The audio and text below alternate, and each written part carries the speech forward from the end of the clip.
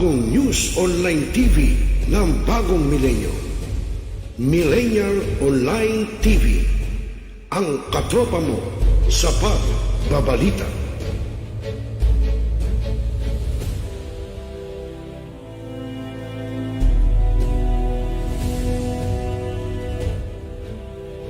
Hanap mo ba ay Unwind Ventures? Tara nang mamangha sa mga tanawin.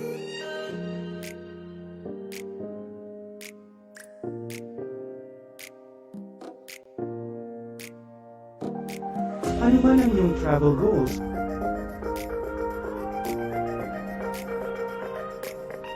Dadalhin namin kayo.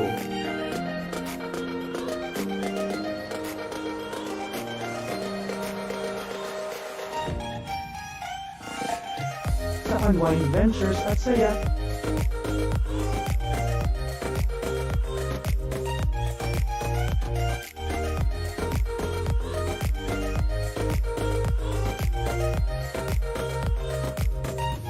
Dito lang sa Wow Biyahe.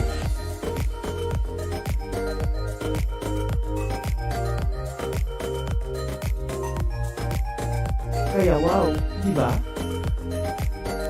Abangan dito lang sa Millennial Online TV. Ikaw ba'y nag-iisa? Nalulungkot dahil iniwan at ipinagpalit, niloko ng iyong minamahal. Kung ngayon, i-type sa inyong mga cellphone, Facebook o YouTube man ang Millennial Online TV. Dahil nasa Millennial Online TV na ang online haralista ng bagong milenyo, si Randel Villados.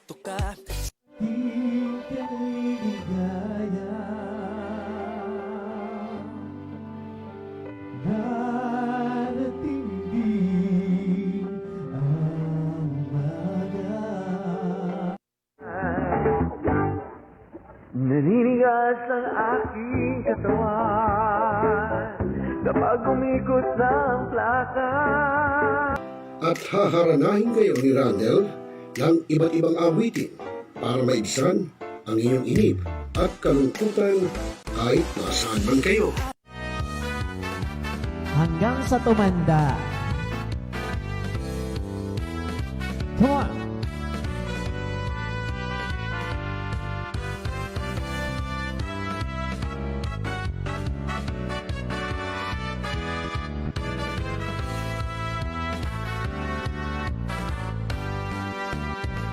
Kung tayo'y matanda na, sana'y di tayo magbago. At pwede rin kayong makiduet kay Randel tuwing Sabado ng hapon. Tutok na! Tawag na mga milenyo! Araw-araw ikaw ang gusto kong kasama. Buhay ko'y kumpleto na tuwing nandito ka sa tabi ko o aking giliw. Barangay, pangunahing unit ng pamahalang lokal kung saan dito pinag-uusapan ang bawat sinalog ng mga residente ng bawat barangay. Dito rin pinag-uusapan ng mga piling halal na opisyal na barangay ang mga proyekto para sa kanilang barangay. Kumustahin natin ang panunungkulan ni Kapitan dito sa Dalo Barangay sa Millennial Online TV Worldwide, ang katropa ng bawat barangay. Ating tinatapos ang ating pagpupulong. Maraming salamat po sa inyong pagdalo at tapos na po ang ating session. Enjoy na po tayo. Mga pangyayaring naganap sa ating kapaligiran, mga balita sa buong linggo, ihimayin, iisa-isahin, dito sa Balitaktakan, aarangkada, kasama si Brian Enyosa, dito lang sa Millennial Online TV. Pinaigting, pinalakas, ang bagong News Online TV ng bagong milenyo. Millennial Online TV. ang katropa mo sa pagbabalita.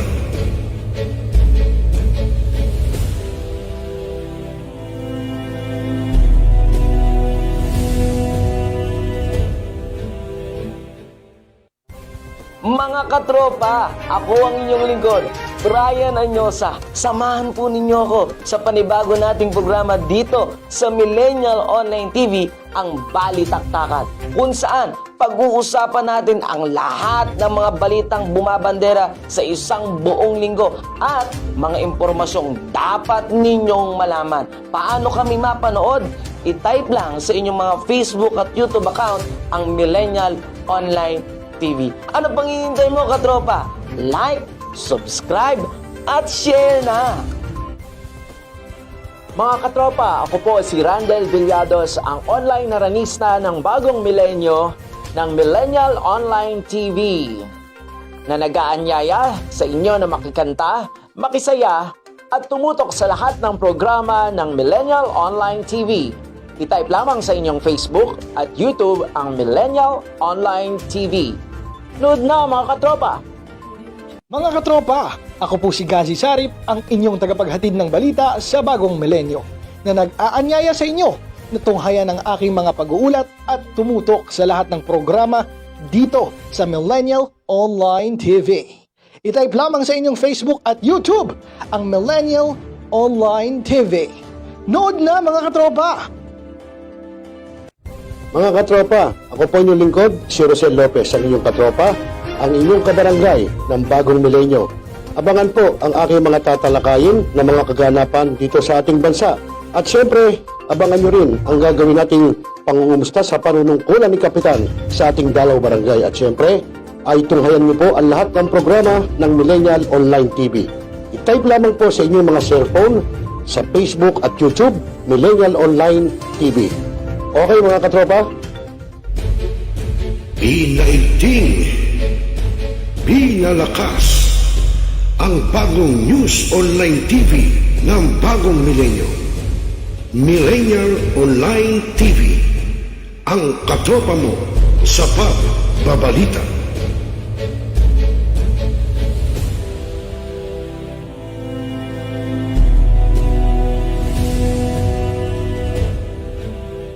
Now,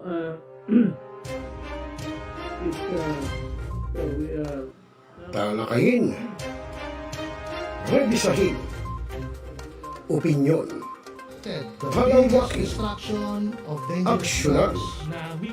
Kasama si Rosel Lopez, ang inyong katropa, dito lang sa Millennial Online TV, ang katropa mo sa pagbabalita.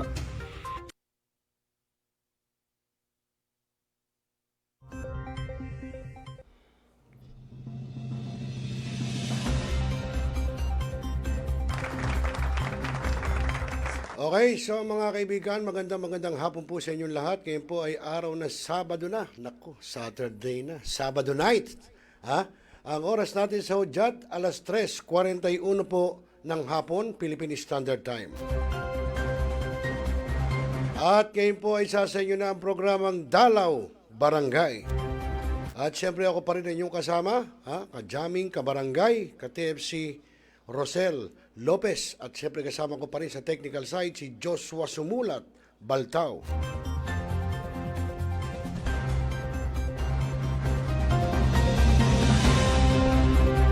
At nako mga kaibigan, abay ngayon po ay siyempre kahapon pala, no, ginunita po yung anniversary ng Ampatuan Massacre, kung saan po ay marami pong mga kasama namin sa media, namin sa media, ang namayapa po ron at pumanaw dahil po doon sa kagawa ng mga ampatuan.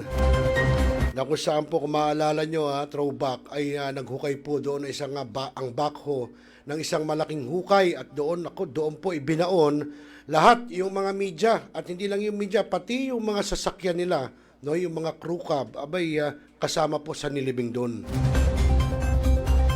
Ko yun ay talagang dumagundong po sa buong bansa, sa buong Pilipinas, yung pangyayaring yun, no? Nako, tayo muntik na rin po ron, dahil muntik po tayong masama doon.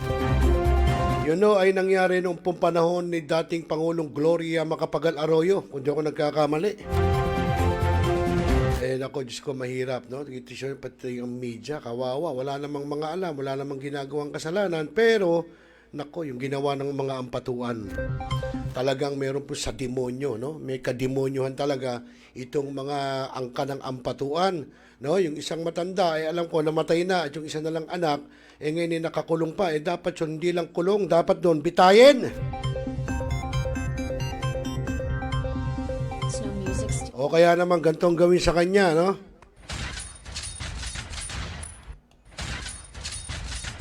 Di ba, Joshua? Oh. Dahil sa kademonyo at kahayupang ginawa niya, hindi makatao. Dahil ilang pamilya, no, ilang media at ilang media ang binaon doon sa Mindanao, Maguindanao ba? Mindanao, no? At naku, kawawa yung mga pamilyang naiwan. Kaya napakawawalang yapo ng angka ng ampatuan. Kaya dapat sa mga angka ng ampatuan, mamatay na rin. Okay, so nako mga kaibigan, alas 3:44 na at mamaya itutungay natin siya. Nagkaroon po na isang padasal, no, dahil sa paggunita nga ng Ampatuan Massacre. Mamaya po yan. At syempre po, yung report to the nation ng National Press Club, kung saan po ay doon ay tinalakay, no, ng NPC yung pong tungkol dito sa ano mangyayari at anong klaseng political will Attorney Harry Roque at itong si Samira Gutok, no, at kung mapupunta sa Senado, no, at ano naman ang magiging prioridad para matulungan ang bansa o umusad ang bansa doon sa mga dadating pantaon, no. At ganyan din si Amado Bhagat Singh ay oras na raw para magkaroon ng bagong leader ang Maynila. Yan.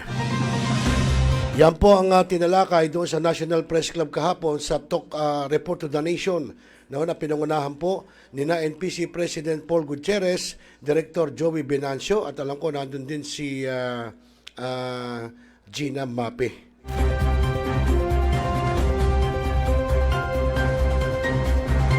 At batiin muna natin siyempre yung ating mga Dabber Cats, yung ating mga kabarangay, yung ating mga tropa peeps, no, na lagi nakatutok sa Millennial Online TV. No, unahin na natin si Kuyang Ricky Del Rosario. Abay, siya po kauna-una kung nakita sa monitor ko. At ganyan din si Kuyang Rogelio Dagdag Esteban, si Boss Rogelio, no, taga Barangay Bibiklat, dyan po sa Kuyapo, San Nueva, Ecija. At siyempre si Kuyang Daga Rodrigo, no, magandang nga po sa lalawigan ng Rizal. At siyempre yung ating idol na kagawad na simpatiko ng Tugatog, si Barangay Kagawad Sani Dadad Pineda.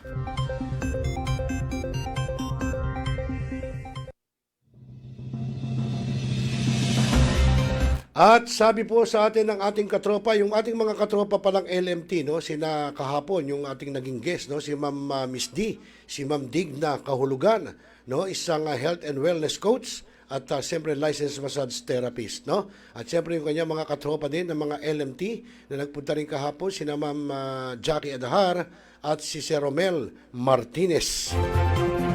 At siyempre iba rin pa natin kasama doon yung ibang katropa pa rin natin LMT na kasama rin nila Miss D, no, sina Sir Haji Crespo, Jebren Sibug, Jojo Revilla, Sam Bermesto, Jojo Reyes, at siyempre si Ma'am Linda Villagonza. Ayan, at siyempre, sabi po ni Miss Jackie Adahar, ay pa-shout daw kay Kalolit Quiñones. Ayan, magandang hapon po sa lahat, sabi ni Miss Jackie Adahar, no? Ayan, pa-shout out daw kay Ma'am o kay Kalolit Quiñones. Sabi ni Miss Jack, naunta po daw kayo ng Millennial Online TV.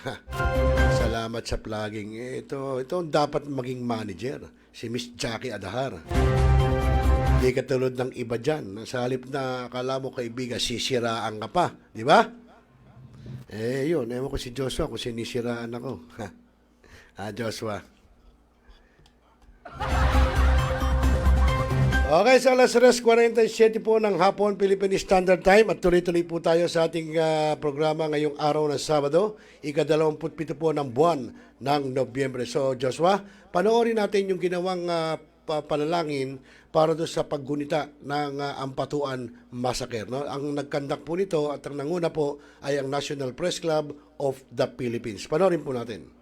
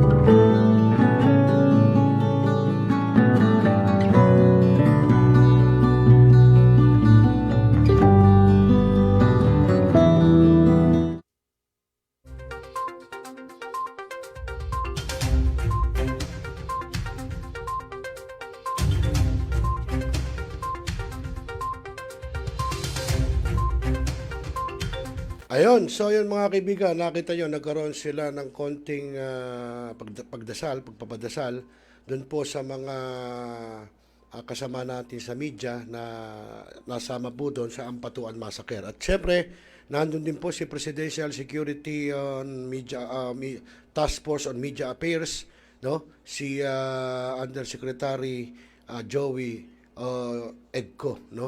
Si Sir Egco, nandun din siya, no? At nako, talaga naman. Kung maalala nyo, yun ay 12 taon na pala ang nakararaan, no? Nako, napaka, talaga, yung nangyaring yun, no? Buti na lang. Siyempre, si Yusek Egco, siya po ang Undersecretary po ng Presidential Task Force on Media Affairs, no? Na talaga siya po, pagdating sa mga media, siya po talaga ang humahawak yan. Si Yusek Joel Egco. Okay, at magandang hapon din po kay ating katropa, ating kabarangay na si Joel Cabusora Regendin, na buwat po dyan po sa lalawigan ng Ilocos Sur. At have a blessed day daw, idol. At syempre si Kuyang Romel Martinez, yung ating katropang LMT. Ayun, nakakalimutan ko yung name ni Sir Romel. Kahapon naman nandito siya.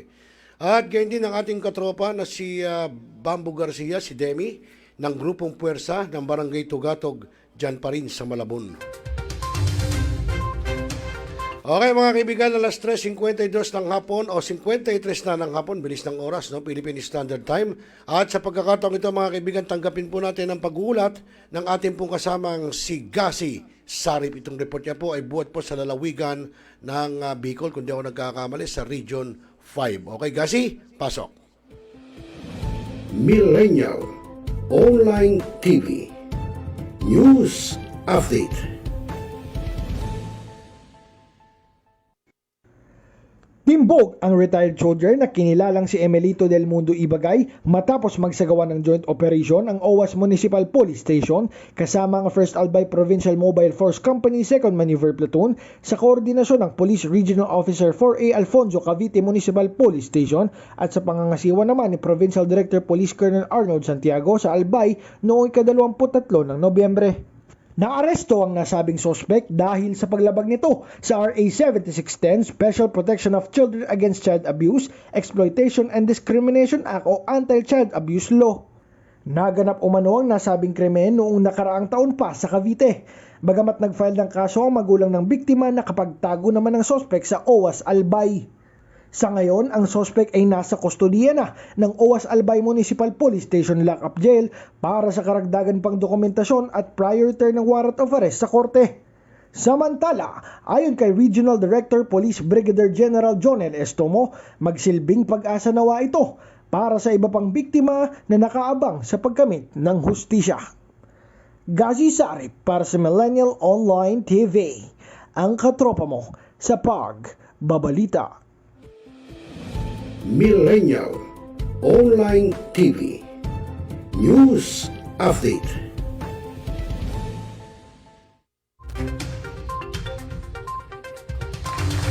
Okay, maraming salamat sa iyong pag-uulat, Gasi Sarip. Okay mga kaibigan, ang ulat na yan ay nagkatid sa atin sa oras na alas 3:55 po ng hapon, Philippine Standard Time. Okay mga kaibigan, so tuloy-tuloy tayo. Abay, diretso na natin po yung ginawa nga sa amin nating Report to the Nation ng National Press Club kung saan po ay naging palauhin po doon sa isang webinar forum si Secretary Harry Roque na ngayon po ay tumatakbo sa Senado. At samantalang si Amado Bagatsing sa Maynila po ay sinasabi na dapat na raw mabago ang Maynila. So malalaman natin yan kung bakit mayroong dapat baguhin sa Maynila. Okay, so panoorin po natin ang Report to the Nation na pinangunahan po ni NPC President Paul Gutierrez at kasama po si NPC Director Joey Venancio, si Congressman na tumatakbo pong kongresista, buhat po naman sa lalawigan ng Romblon. At alam ko nandun din si kapatid na Gina Mape, nag-umupo rin siya doon sa forum at malaman natin. Okay, so Joshua, panoorin po natin. At teka. Welcome to the Report to the Nation Media Forum of the National Press Club, where you get only the news and information that truly matters. Join us every week for discussion of the issues that affect our nation and our future. This program is a production of the National Press Club of the Philippines in partnership with the Strategic Communication and Information Service, Department of Environment and Natural Resources, Philippine Amusement and Gaming Corporation, Smart Philippines, and MX3. Okay, magandang umaga po muli mga kababayan, mga kasamahan sa media. Welcome to our Meet the Press Report to the Nation na Media Forum ng National Press Club. And again, this is Paul Gutierrez, NPC President, and with me, as usual, is my co-host, NPC Director and Police Files Owner, Joey Venancio. Boss Joey? Yes, sir. Good morning. Yeah, and today we have with us ang ating pong mga bisita ngayon. Siyempre, we're very glad for him to join us here at the National Press Club. Ang susunod na alkalde ng lungsod ng Maynila, Congressman Amado Bagatsing. And also, we also have already online si former presidential spokesperson, Attorney Harry Roque. In a few moments din po, we expect na makakasama po natin sa via Zoom si also senatorial aspirant Gutok. Tama ba? Kandidato po ito naman sa ilalim po ng ticket ni Manila Mayor Isko Moreno. But before we proceed, again po, pasalamatan po muna natin ang ating mga partner stakeholders. Unang-una po dito, ang Philippine Amusement and Gaming Corporation, ang Smart Philippines, ang Strategic Information Service Office ng DENR under Yusek Benny Antiporda, and of course, ang MX3. At hindi po totoo na patay na ang malayang pamamahayag sa Pilipinas, lalo na po ang print media, sapagkat narito po ang latest issue ng Pahay Garnimate, Pinoy Expose, at saka po Police Files Tonight, circulating nationwide po yung mga yan. And so, with that, I'm going to field the first question kay Congressman Bagatsing, and then we will be joining. She will be joining us later on. Si kapatid na Gina Mape, NPC member po, nag-host na rin dito sa ating programa, at nag-uulat po para sa pahayagang DWWW. So, Congressman Amado Bagatsing, welcome po sa National Press Club, and ang tanong pong iiwan ko sa inyo ay bakit si Amado Bagatsing ang dapat maging sumunod na alkalde ng Maynila? Well, unang-una, salamat Paul, Joey, at magandang umaga sa lahat ng sumusubaybay sa inyong programa. Bakit po si Amado Bagatsing? Siguro po naman bukas na aklat po ang aking panunungkulan.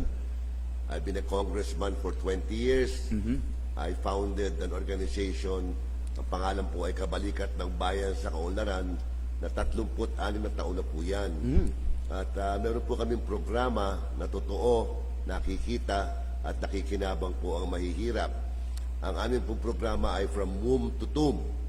At ang latest pong nagawa namin ay ang aming Kabaka Clinic, Diagnostic and Laboratory. Libre po ang aming diagnostic, libre ang laboratory, diagnostic, pati konsultasyon. At pag binebuenas, meron kami mga gamot. So, dalawa po ang 2D echo namin. May ultrasound, may x-ray, may ECG, meron po tayong blood chemistry. So, ito po yung mga facilities na makikita dyan po sa may ilalim ng Nagtahan Bridge, kung nasaan po ang ating headquarters na Kabaka. Meron din po tayong training center, the first in Metro Manila. 32 years old na po ang aming training center. Meron din po kami sa aming distrito sa 5 ng daycare center. 25 years old na ang aming daycare center, ng mga 13 ngayon yan. Kung saan, nung araw, yung mga dati kong estudyante, ngayon mga anak na nila ang pumapasok sa ating pong daycare center. At higit sa lahat, marami po kaming sports development program dahil gusto namin na, lalo na sa mga panahon na ito, talagang may pera na ngayon sa sports Nakita niyo sila Heidelin Diaz, sila Yulo. In other words, malalabas na sa mga barkada at pinagbabawal na gamot, nagiging ehemplo pa sila sa kanilang community at nakakatulong pa sila sa pamilya nila pag sila ay nag-excel. So, malaki po ang taya ni Amado sa Maynila. Ang aking ama, naging alkalde po, naging mayor ng Manila, longest serving mayor. Kaya, parang payback time ito, Joey at saka Paul. Ako naman talaga hindi tatakbo Oo. Dahil nga meron problema ang aking may bahay at nagdadaanan. So talagang wala akong plano tumakbo. Pero ang tao ay walang tigil, nagdo-noise campaign, nag-vigil, nagmo-motorcade. Talagang pinipilit nila ako na bigyan ko raw sila ng laya makapili ng magiging ama ng ating lungsod. Noong mga panahon na yun, talagang walang kalaban Parang ayaw ng nanay, gano'n. Gusto ama. Kaya ako nag-file ng last day, November 15, alas 4 ng hapon po. Nag-iisa lang po ako. Wala po akong ticket. Wala po akong mga congressman sa 1, 2, 3, 4, 6. Wala rin po akong konsihal. Doon lang po sa aming distrito, May ticket ako dahil andun si Crystal, congresswoman, at meron kaming 6 na konsihal. Yun. Thank you for that. But before we proceed, siyempre, kailangan pabatiin po natin si former presidential spokesperson na Harry Roque. Good morning po, Attorney Harry, sir. Magandang umaga po sa National Press Club at magandang umaga Pilipinas. No? Tama po kayo, buhay na buhay po ang karapatan ng malayang pamamahayag sa Pilipinas, bagamat mayroong mga ilan na sinasabi na sila daw ang savior ng freedom of the press, pero hindi po ako naniniwala dyan. Ang savior po ay yung mga ordinaryong mga mamamahayag na pinupuwis ang kanilang buhay at wala pong tigil ang pagbibigay ng impormasyon sa ating mga kababayan, maski hindi po sila nakakakalap ng napakalaking mga salapi galing sa mga dayuhan. Yan. Thank you, Attorney Roque. But Joey, Director, may tatanong ka kay incoming Mayor Bagatsing at Senator Harry Roque? Kay Senador muna tayo.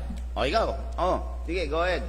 By the way, remind ko lang po, we are broadcasting live simultaneously po sa YouTube channel ng Press Club at saka po siyempre sa FB, sa Facebook. So, yung ating po mga kapatid, nakita ko na rin dito si Director Alvin Murcia ng Daily Tribune. Kanina nandito na yung channel 2 no? Siguro magre-reconnect sila. So with that, I go ahead with your question, Director Joey. Umpisa mo natin sa local. Sige, bala ka. Mayor Bagatsing, ano ang nagtulak niyo para tumakbo muli sa Maynila? Anong dapat asahan sa'yo para kayo ihalal ng mga taga Maynila? Well, yaman mo nang batiin ko yung aking kaibigan na si Senator Harry Roque. Gandang umaga sa iyo, Harry. Well, ang magandang umaga. Alam niyo po si Mayor Bagatsing, bata pa lang ako, idol ko na yan. Doon po sa JCs, no, sa Youth Speaks Oratorical Contest. So, mula pa po, karapat-dapat po talaga maging mayor, si Mayor Bagatsing. Alam mo, Joey, sabi ko nga earlier, talagang nung nag-file ng regular filing, isa lang ang kandidato, yung nakaupo sa City Hall. Ang mga tao ay naging restless, hinimok na ako'y tumakbo. Sa pananaw po nila, mas meron po tayong ikangang karapatan o kakayahan maging ama ng lungsod base po sa ating track record. Yung magpatakbo ka po ng isang samahan tulad ng Kabaka na umabot ng 36 na taon na wala pong kanya, wala pong buwis yan. Yan po isang kapatiran lamang at kami po ay sa tulong ng congressman, malaking bagay ang kanyang kontribusyon sa amin ng samahan at siyempre yung mga korporasyon na malalaki na itayo namin ng iba't ibang mga programa na walang buwis, walang pinahihirapan. Hindi katulad ng sa City Hall ka, lahat ng ahensya ng City Hall, yan ay na-fund ng pamahalaan lokal yan. Nanggagaling sa buwis ng Manileño ang pagpapatakbo ng mga ospital, health center, eskwela, lahat po ng Shanghai. So, kung napapatakbo ko daw ang isang samahan na 36 na taon, na walang kinukuhang buwis, di lalo daw mas kaya ko patakbuhin ng City Hall dahil merong pondo yun. At ang aming kasing programa ay nakatugon halimbawa sa mga talagang pang mahirap lang kami. So, yung programa namin nakaangkla sa kalusugan. Ang health ay number 1. Pag malusog po kasi si tatay, nakapaghahanap buhay, may dalang pagkain sa mesa. Pag malusog po si nanay, ilaw ng tahanan, naaalagaan si tatay, si ate, si junior. At si ate, si junior nakapag-aaral, nakatatapos, nakahahanap ng trabaho, kumikita na, panahon naman alagaan si tatay, si nanay, at si lola at si lola. So ang malakas na pamilya, malusog, ay produktibo. So yan po ang aming binibigyan ng diin. At siyempre yung kabataan. Ilang miyembro meron po yung Kabaka? Alam mo, Joey, more than 36 years na yan. Mula nung 120,000 card-bearing members, tumigil na kaming magbilang. So, ito'y talagang napakalaking organisasyon sa Maynila. At ngayon, sumali din nga pala ang Kabaka sa party list, no? O, sumali sila ngayon dahil gusto na nilang akapin ang ibang mahihirap na para matulungan din ayon sa programa nila. Ngayon, isang programa gusto ko pang dalhin sa Maynila bukod sa kalusugan, yung sa kabataan, yung sa sports program ng kabataan. Dahil nakikita ko na kawawa naman ng pampublikong paaralan. Meron tayong sports program sa mga kolehiyo, sa mga universidad. Alam naman ninyo yung NCAA, di ba? O alam niyo yung UAAP. Bakit wala po tayong paliga para sa mga pampublikong paaralan?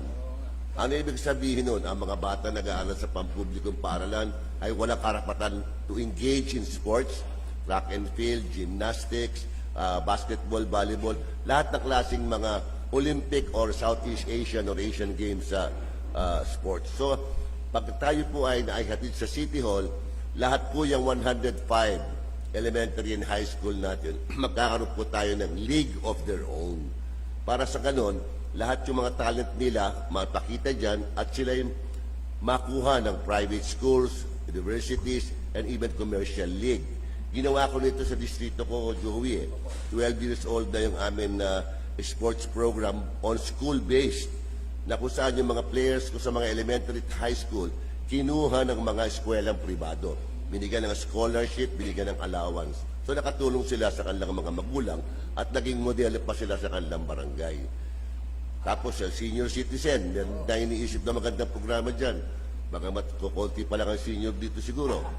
Pero tignan mo sa senior, matagal na itong batas nito, ordinansa, na pag ikaw umabot ng 100 years old, tsaka mo lang makukuha yung 100,000 mo. Tama ba yun? Okay, parang hindi ata fair yun.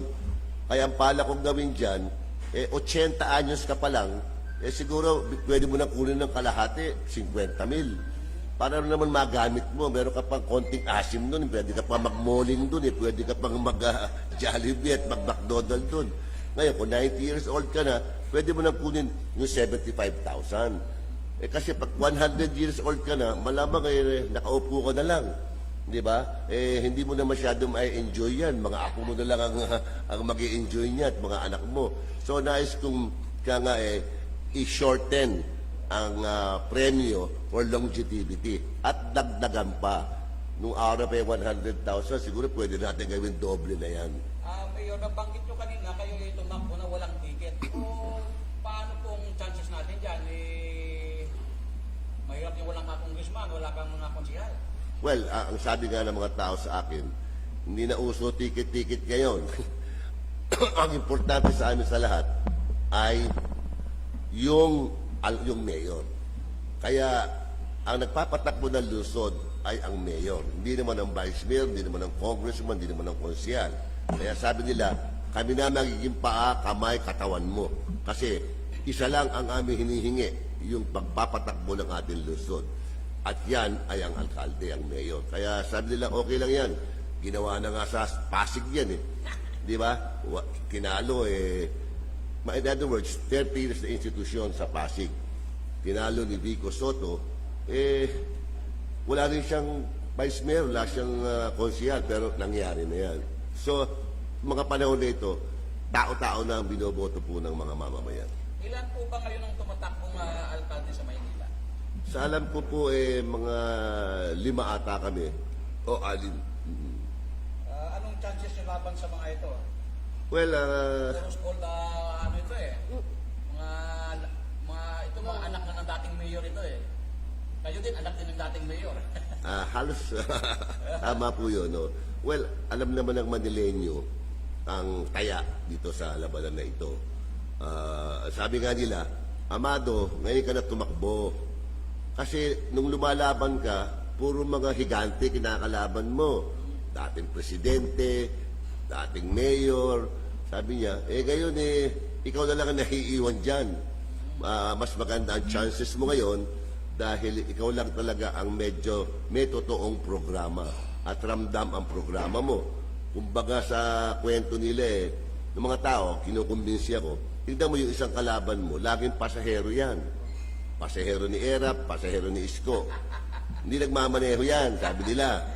Yung isa namang kalaban mo, hindi naman na talagang wala pa, medyo bubut pa, sabi nila. Ikaw na lang ang hinog na hinog. Kaya sabi niya, tumakbo ka na at may paniwala kami sa iyo dahil ikaw ay may open record na talaga naglilingkod sa mahihirap. Pero kung sabi po dito ano lang po ang bentahin nyo laban kay Vice Mayor Hani Lacuna na isang doktora, ngayon may pandemic pa at kailangan ng lungsod ng Maynila na ipagpatuloy yung mga programang sinimulan para sa kalusugan. Well, tama, doktora, pero doktora ng dermatologist po yun.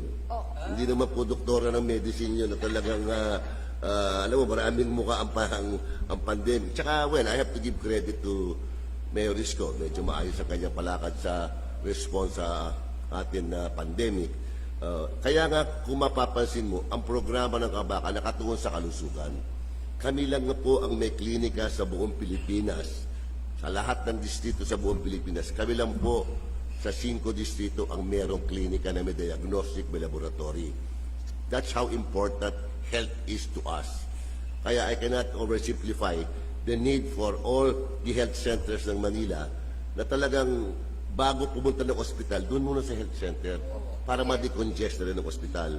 So, ang plano namin nga to tie up with the private sector, yung ginawa namin sa Kabaka, mamimili kami ng mga gandang health center at yun ay lalagyan na namin ng diagnostic, ng laboratory para wag naman diretso sa ospital. Para yung mga talagang medyo malala na, seryoso, doon sa ospital. Baka kaya naman sa health center. So kaya natin gawin yan. I-enjoyin ko lahat ng mga private sector and good, well-meaning citizens. Dahil nagawa ko na sa Kabaka Hindi na po bago sa akin ito. Dati ko nang ginagawa ito. So, I can provide the inspiration and yung aming record niya na for a long time. What about po yung mga healthcare worker doon sa mga tinatarget yung mga health center? Aba, importante po yung mga barangay health workers na yan. Kung di ako nagkakamali Paano po i-beat up yung kanilang mga tama ka dyan.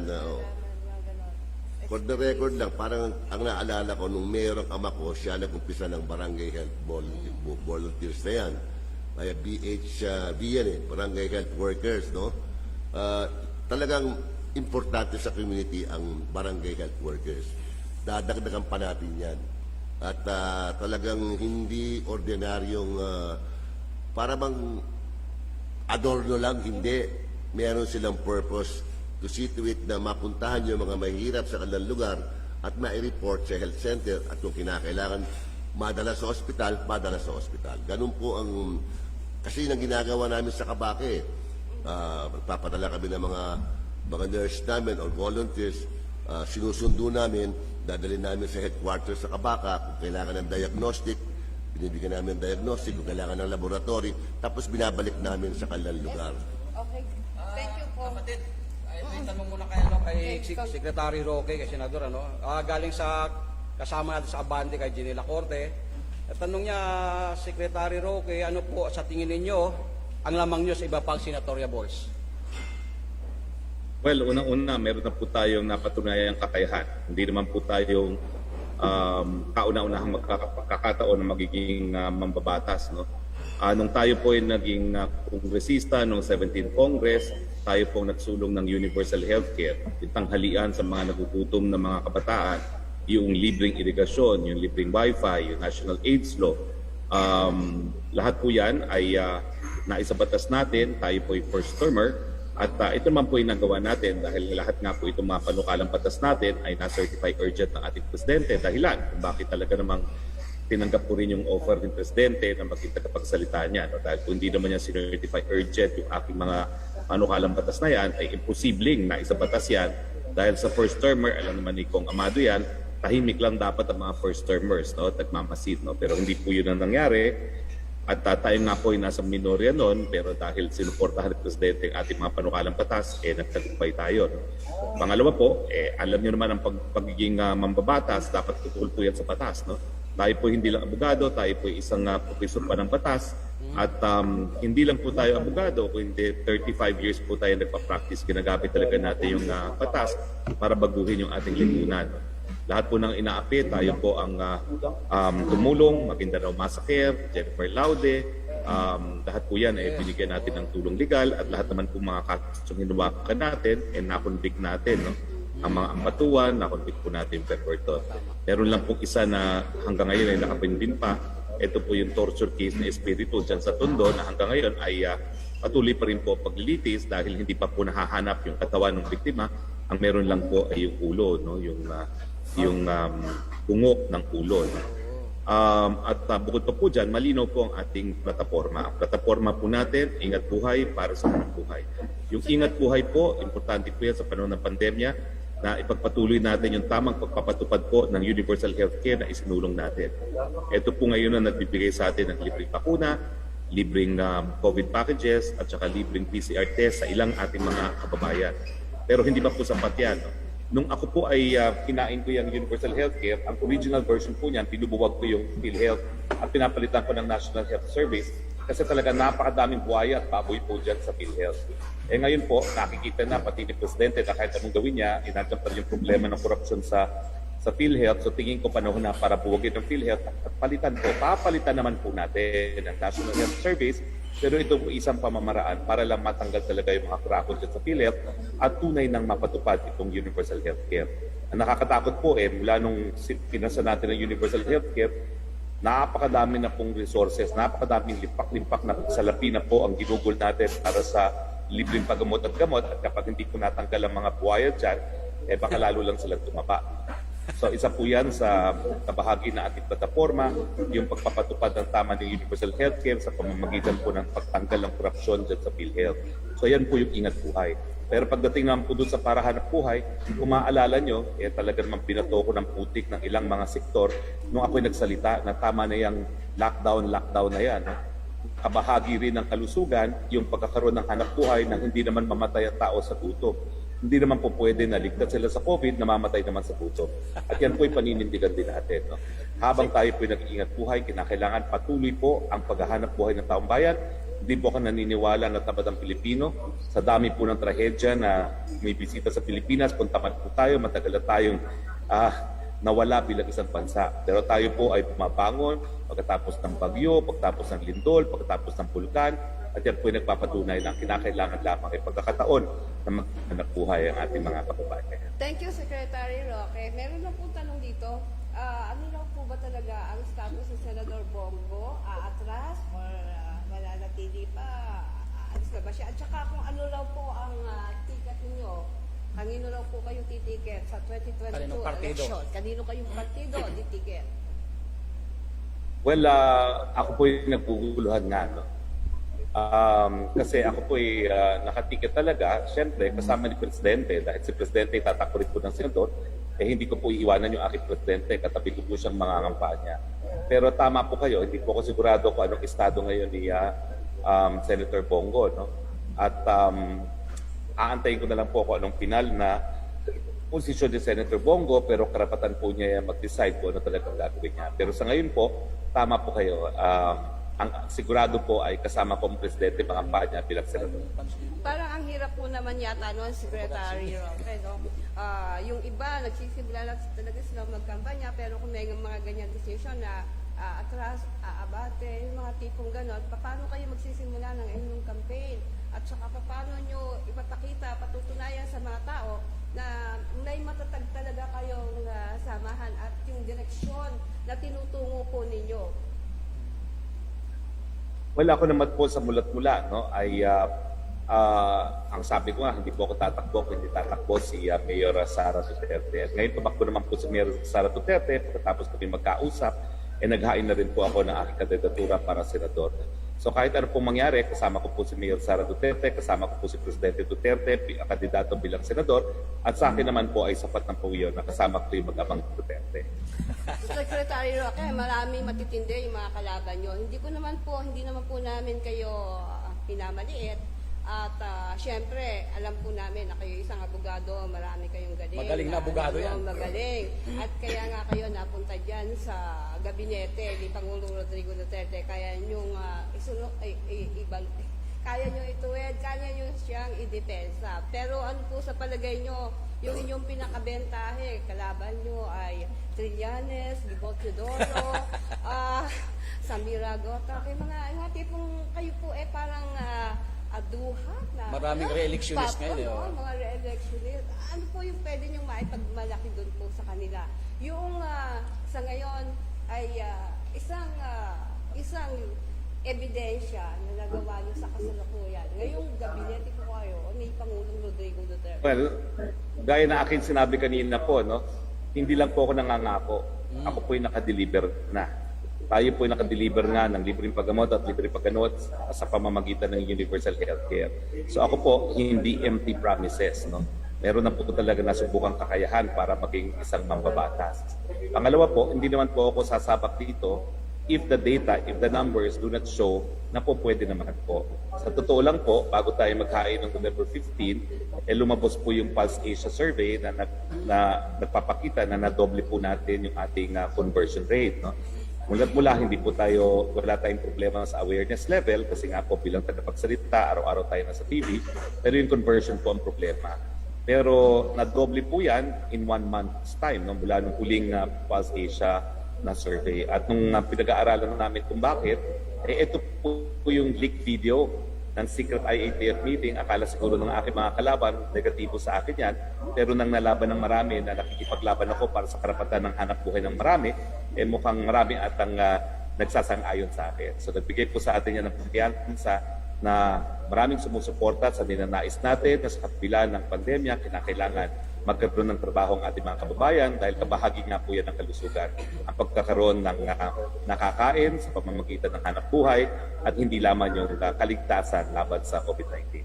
Secretary, may nakikita pa po ba kayong pagkukulang sa Senado para kayo ay tumakbo? Well, actually po, madami po ako nakikitang pagkukulang ngayon sa Senado. Kaya nga po kinakailangan maghangad tayo makating ng Senado. Ang Senado po, kung malalaman ninyo sa ating kasaysayan, yan po talaga ay dapat sentro ng balitaktakan, paggawa ng pulisiya na nakakaapekto sa pang-araw buhay ng ating mga mamamayan. Pero nangyari po sa Senado sa gitna ng pandemya, karamihan po ng mga senador nagkibalakid pa doon sa pagkakaisan. Alam po mga Pilipino, ang gusto nila pag mayroong pandemya, pag mayroong trahedya, we all stand behind our leader. Pero hindi nga po yun ang nangyari sa Senado. Karamihan po ng mga senador, inuna muna yung politika kaysa yung kapakanan ng ating mga mamamayan sa panahon ng pandemya. Hindi po dapat ganyan ang papel ng Senado bilang institusyon. Dapat po ang Senado nagbibigay ng pulisiya para makatulong doon sa pandemya and not only in search or of re-election. So sa akin po, yan ang unang-unang dapat na mabago sa Senado.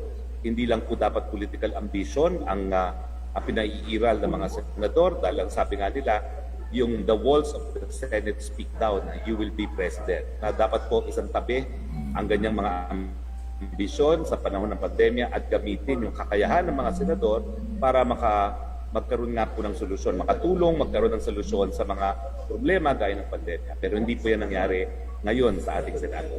Naging balakid po sila. Secretary, isang hirit ko na lang, ang dami pong ginawang inquiries ng Senate, investigations and all that. Paano niyo po ba ibibigyan ng grade, assessment ang ating mga senador sa mga nakalipas nilang mga pagdinig na kung ano-anong kontrobersya? Alam niyo naman po yun. At kinasasangkutan pa ng mga opisyal ni Pangulong Rodrigo Duterte. Ako naman po yung naging professor ng batas sa University of the Philippines. Siguro naman marunong akong magbigay ng grado. Failing mark po ang ibibigay ko. Dahil sa gitna po ng pandemya na dapat na nagkaisa para humanap po ng solusyon, in aid of re-election pong ginawa ng mga senador. Yang formally po, sinabi wala namang overprice, wala namang paglabag sa bidding rules, pero walang tigil ang investigasyon para lang manatili sa balita yung mga magre-re-election ng senador. Hindi po yan ang gusto ng taong bayan. At ngayon nga po, malalaman natin kung tama ba ang ating sinasabi. Ang tanong, mga kababayan, sa panahon ng pandemya, sa panahon ng krisis, tama ba na nagpupolitika lamang ang mga senador?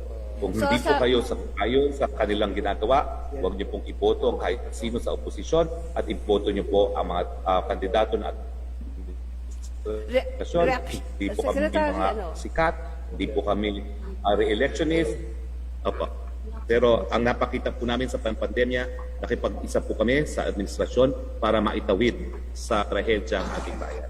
Secretary, isa na lang. Ano take nyo doon sa sinasabi nila na dapat puro bago na ang mauupo sa Senado?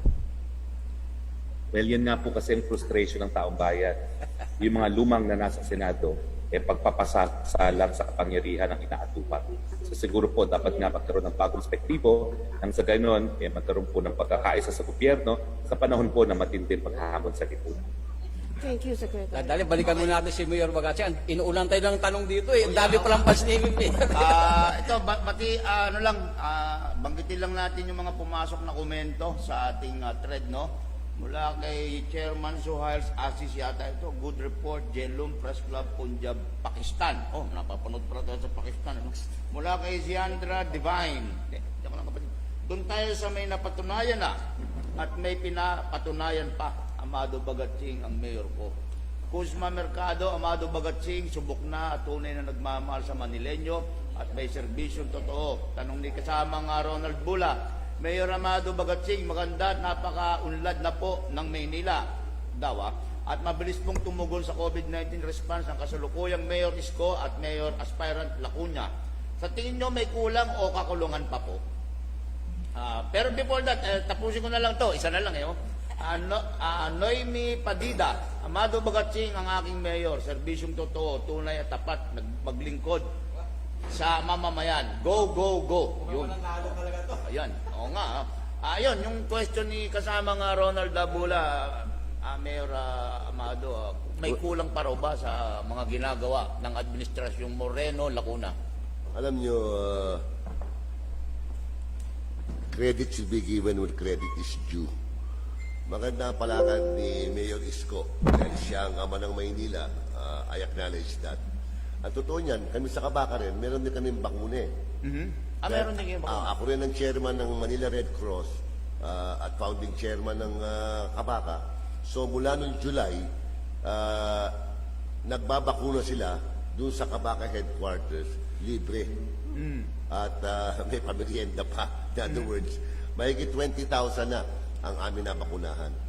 Diyan makita talagang ang amin talagang pagnanais na maging malusog ang ating mga kababayan.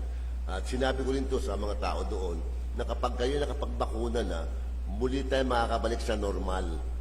Itong pandemonyong ito, alam mo tawag ko dito pandemonyo, hindi pandemic ito eh. Nagpahirap sa tao ng sito.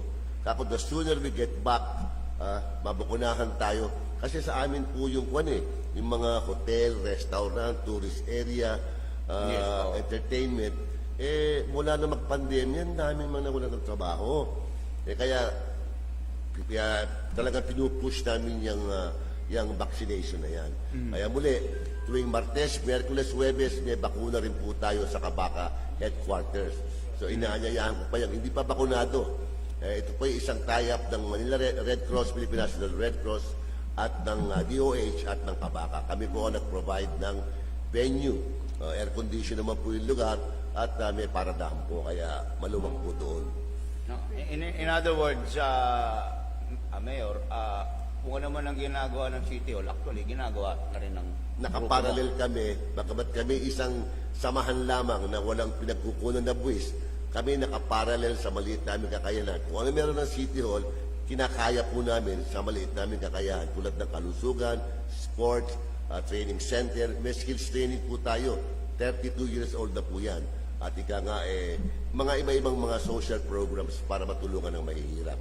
Kasama namin dyan si Congresswoman Cristal Bagatsing na anak ko, no, na siyang pumalis sa akin doon. Congratulations, Mayor Amado, no? At saka sa inyong Kabaka. Ang sinasabi po kasi, pagkakakandidato ka dito sa Maynila, kailangan mo talaga at mahalagang-mahalaga ang political machinery. Kasi ito po ay 196 na barangay. Tapos kung wala kang political machinery, how would you run your campaign? At saka paano ka makikipag, sabay-sabay? Well, sabayin mo sila. Sa tagal na namin dito sa Maynila, siguro yung makinarya na sinasabi mo, Gina, nandiyan naman po sa amin dahil marami kami volunteer sa Kabaka. Buong Maynila po yan. Sabi ko nga kanina, 36 years old na po yan. Tahimik lang po kami, hindi po kami maingay, pero tuloy po ang aming serbisyo. Kaya hindi po bago sa akin ang lingapin, ang tumulong sa mga nangangailangan. Wala nga kaming buwis pero napapalipad namin ang mga programa namin. dahil meron po tayo tinatawag na corporate social responsibility. Yung malalaking kumpanya, tumutulong po sa atin quietly po yan. Dahil nakikita nila na maganda ang hinahinatnan ng kanilang mga donasyon na equipment. So ito ngayon, itong model namin sa Kabaka, kung tayo ipapalarin, gagawin po natin sa lungsod ng Maynila. Kung saan ang pribadong sektor, ang mga civic organization, magsasama po kami. Hindi po natin gagamitin hanggat maaari ang pondo ng lungsod. Yung partisipasyon po ng komunidad, ng negosyo, para po mapaganda natin ang lahat ng mukha ng serbisyo tungo sa pag-angat ng antas ng buhay ng mahihirap. Yun. At ito, sariwang-sariwa pa ito.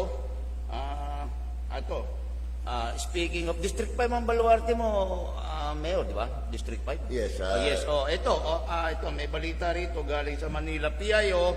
Pinirmahan na ni Mayor Isko ang pagre-release ng 81.1 million na senior citizens allowance for the month of January, February, March, April hanggang September 2021 sa District 5.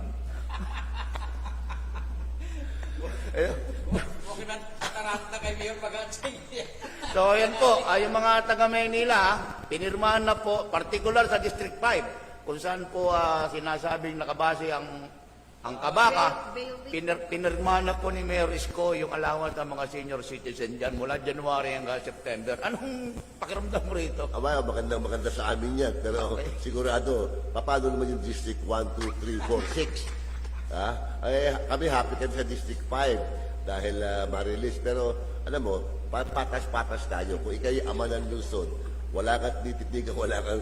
Kaya pare-pare sa tingin mo. Di ba? Sana ma-release din yung sa District 1, 2, 3, 4, 6. Salamat sa pag-release mo, Mayor, sa District 5. Ayun. Mukhang na-release na rin yata. Yung pong ating mga kasamahan sa media, kasamang Sandro Chona, thank you for returning. Nakapasok na sila kanina. Kung meron po kayong question kay Secretary Roque at saka po kay Mayor Bagaching, ay go ahead po, just raise your hand at para po matanong ninyo sila ng diretso. So, sino pa ba? Ayun, dito na, pumapasok na po, nakikita na po natin, pumapasok na po si senatorial aspirant. Sa National Press Club. Yeah. Good afternoon, good morning, sirs, ma'ams. Yes po, good morning po, ma'am. At welcome po sa ating programang Meet the Press Report to the Nation. Yes, good morning, ma'am, sir. Sorry po for the delay, 10 minutes. Salamat po, salamat. No problem, ma'am. At we are already discussing yung prospect po sa Senado. May tanong lang ako kay Secretary, unahin ko muna ulit si Secretary Roque, no? Respects po to the National Press Club. Thank you, sir. Sec, ito yung dilema kasi sa sa mga senatorial aspirant. We know, hindi mo iiwanan si Pangulong Digong, di ba, tumakbo ka nga sa ticket niya. Pero at the end of the day kasi, ang problema kasi sa eleksyon, lalo na sa Senado, at the end of the day, magkakalabang kayo lahat di ba? Kasi in the sense na kanya-kanya kayong kuha ng boto di ba? Kasi at the end, gano'n ang sitwasyon actually, may mga kababayan kasi tayo, ang gusto na lang iboto si Pangulong Digong lang bilang senador. Ikaw, tumatakbo ka rin senador. So, di ba, even at the end of the day, yan ang obserbasyon ko sa Senado na matagal ko pong na-cover. At the end of the day, magkakalaban din yung mga kandidato kahit isang partido. Well, hindi po ganyan ang aking pananaw. Okay. Ako po'y tumatakbo dahil meron po tayong plataforma na kailangan ipagpatuloy yung pag-iingat buhay para sa hanap buhay. Ako po'y tumatakbo para itaguyod pa rin yung karapatan ng kalusugan ng mga mamamayan. Kinakailangan po tama ang pagpapatupad ng universal healthcare na ating sinulong ng 17th Congress at dapat po masiguro natin yung total health ng ating mga kababayan maging ligtas sa COVID-19, hindi po magutom dahil sa pagkatakot sa COVID-19. So sa akin po, bagamat merong 12 na ihalal ang taong bayan, mas importante po, mahahalal po ay yung magpapatuloy sa magandang sinimulan ng administrasyon ni Presidente Duterte, lalong-laro na po pagdating sa COVID management. Sa lahat po ng mga pumupula sa ating gobyerno sa COVID management, ano po masasabi nyo ngayon? Halos 2% na lang po ang positivity rate. Halos less than 1,000 a day na po ang kaso natin. We have truly succeeded in managing COVID-19 at hindi po gaya ng mga bansa sa Europa na lumulobo muli ang numero ng COVID-19. Ang aking panawagan po, kasama na rin sa kampanya sa eleksyon nito, ipagpatuloy po natin ang mask, hugas, iwas at pagbabakuna. No? Dahil ang pagbabakuna po talaga ang paraan para mailigtas tayo sa seryosong pagkakasakit. So sa akin po, kung ang aking ilang mga kasama biging matagumpay at makarating sa Senado at isusulong itong ganitong plataforma, pagwawagi na rin po sa akin. Okay, thank you. May tanong lang dito. Nga pala mga kababayan, medyo pasensya na po, hindi natin makakasama na matagal si Mayor Bagatsing. Siyempre, napaka-busy tao rin po nito. Pero may tanong dito, tanong ni kasamang Doris Franz Borja ng Filipino Star ngayon. Baka lang hindi rin daw niya narinig yung baka nabanggit mo na kanina, Mayor. Pero ito, hindi biro ang dinanas na pandemic sa Maynila. Marami pa rin dumaranas ng hirap. Ano ang priority program mo sakaling manalo ka sa Maynila? Baka nasagot na ito kanina, I don't know. Pero Anyway, better siguro ulitin mo, Mayor, no? Ang unang-una, yun sa pandemic, kami kasali din dyan. Tumulong din kami sa Kabaka with the Manila Red Cross. Meron kami vaccination center sa Kabaka headquarters Tuesday, Wednesday, and Thursday. Yan po, libre po din yan. At may pamerienda pa. So, at yung clinic namin ay lagi nandiyan dyan. Yung amin pong klinika sa Kabaka ay diagnostic and laboratory. Meron po tayo dalawang 2D echo, may x-ray, may ECG, may ultrasound, meron tayong mga blood analysis, may doktor tayo, at minsan po may gamot din tayo. So talagang nakadiin kami sa kalusugan. Kaya yung ang plano nga natin, pag tayo ay nandiyan sa City Hall, talagang tutugunan natin ng wasto, bubuhayin natin, activate natin ng gusto ang lahat ng health center sa Manila. Itinayo yung health center na yan para wag nga ma-overcrowd ang hospital. Pero kung wala namang facilities sa health center, dumidiretso na sa hospital. So pagagandahin po natin yung mga health centers natin na yan with the cooperation of the business community within the area of the health center at yung mga civic-minded people dyan. Kasi first, parang frontliner yan para yung mga talagang grabe na lang ang pupunta sa hospital. So mabibigyan ng wastong atensyon yung mga kinakailangan ng fast and instant medical relief. So that is as far as health is concerned. Yun daw tungkol sa livelihood kasi. Well, yung livelihood po, kaya sinabi ko, umpisa natin ng relationship ng business community. At talagang nung araw, talagang dream na dream ko pa nung araw to. Miski nung congressman ako. May batas na nga dyan. Bibigyan natin ng saysay yung batas. Lahat na naghahanap buhay sa Maynila, kung maaari nga, 70% ng kanilang mga trabahador ay taga-Maynila. Makikiisa sana sila dahil total naghahanap buhay sila sa Manila, tulungan natin ang kababayan natin sa Maynila. At least 70%. Kasi yung mga manager, alam mo na, mga iba na yan Pwede nilang personal choice na yan. Pero at least 70, kung maaari 75%, kunin nyo dito sa amin sa Maynila. Gagawa tayo ng matching dyan together with the barangay officials. Ito'y nagawa na naman to. It's a question of implementing it lang. And business-friendly po ang ating administrasyon. Tayo po ay nauuna, lalo na itong mga panahon na ito, abnormal to dahil sa pandemonyo di ba? Abnormal po ngayon, nang dami wala ng trabaho, kailangan medyo abnormal din naman yung approach mo. Di ba? Hindi pwedeng yung batas na ginawa during normal time, isasalpak mo ngayon sa abnormal condition. Kawawa ang tao, kawawa ang negosyo. Different strokes for different folks. Iba sitwasyon ngayon. So medyo may sensitivity po tayo dyan sa mga pangangailangan. Definitely, hanap buhay, livelihood, magagawa po natin yan. Sa tulong din po ng ilan mga congressmen, tayo po ay isang team lang tayo Team Manila tayo Whether you're a congressman, a councilor, vice mayor, business in doing businessman in Manila, tayo kinakailangan paunlarin natin, pasaganahin natin. Una, ang Manileño. Pag masaya ang Manileño, masaya ang Maynila. Ayun. At speaking of business, ito, may ano ulit ang Manila PIO, binigyan pala ng award si Mayor Isko. bilang outstanding mayor tungkol sa negosyo ng mga sama ng mga incidentally sa mga Filipino-Indian nagbigay sa kanya. Mga Bombay ang nagbigay kay Mayor Isko ng award for excellence. Ay, may tanong dito, Pangulo. Baka last question to, dahil alis ng 11:30 to si Mayor, no? Sino daw sa tingin ninyo ang pinakamalakas na mga kalaban ninyo dito sa mga mayorals? Yan. Alam niyo, lahat po yan malakas. Malakas po yan lahat. Pag-aralan lang po ninyo kung ano handog namin pare-pareho sa ating lungsod. Kami naman po ay nakapaglingkod na. Ngayon, kung di pa nakapaglingkod, puro promises ang aabutin ninyo dyan. OPM. Pero yung mga nakapaglingkod po, pwede nyo na suriin. Kaya ba namin maging ama ng ating lungsod?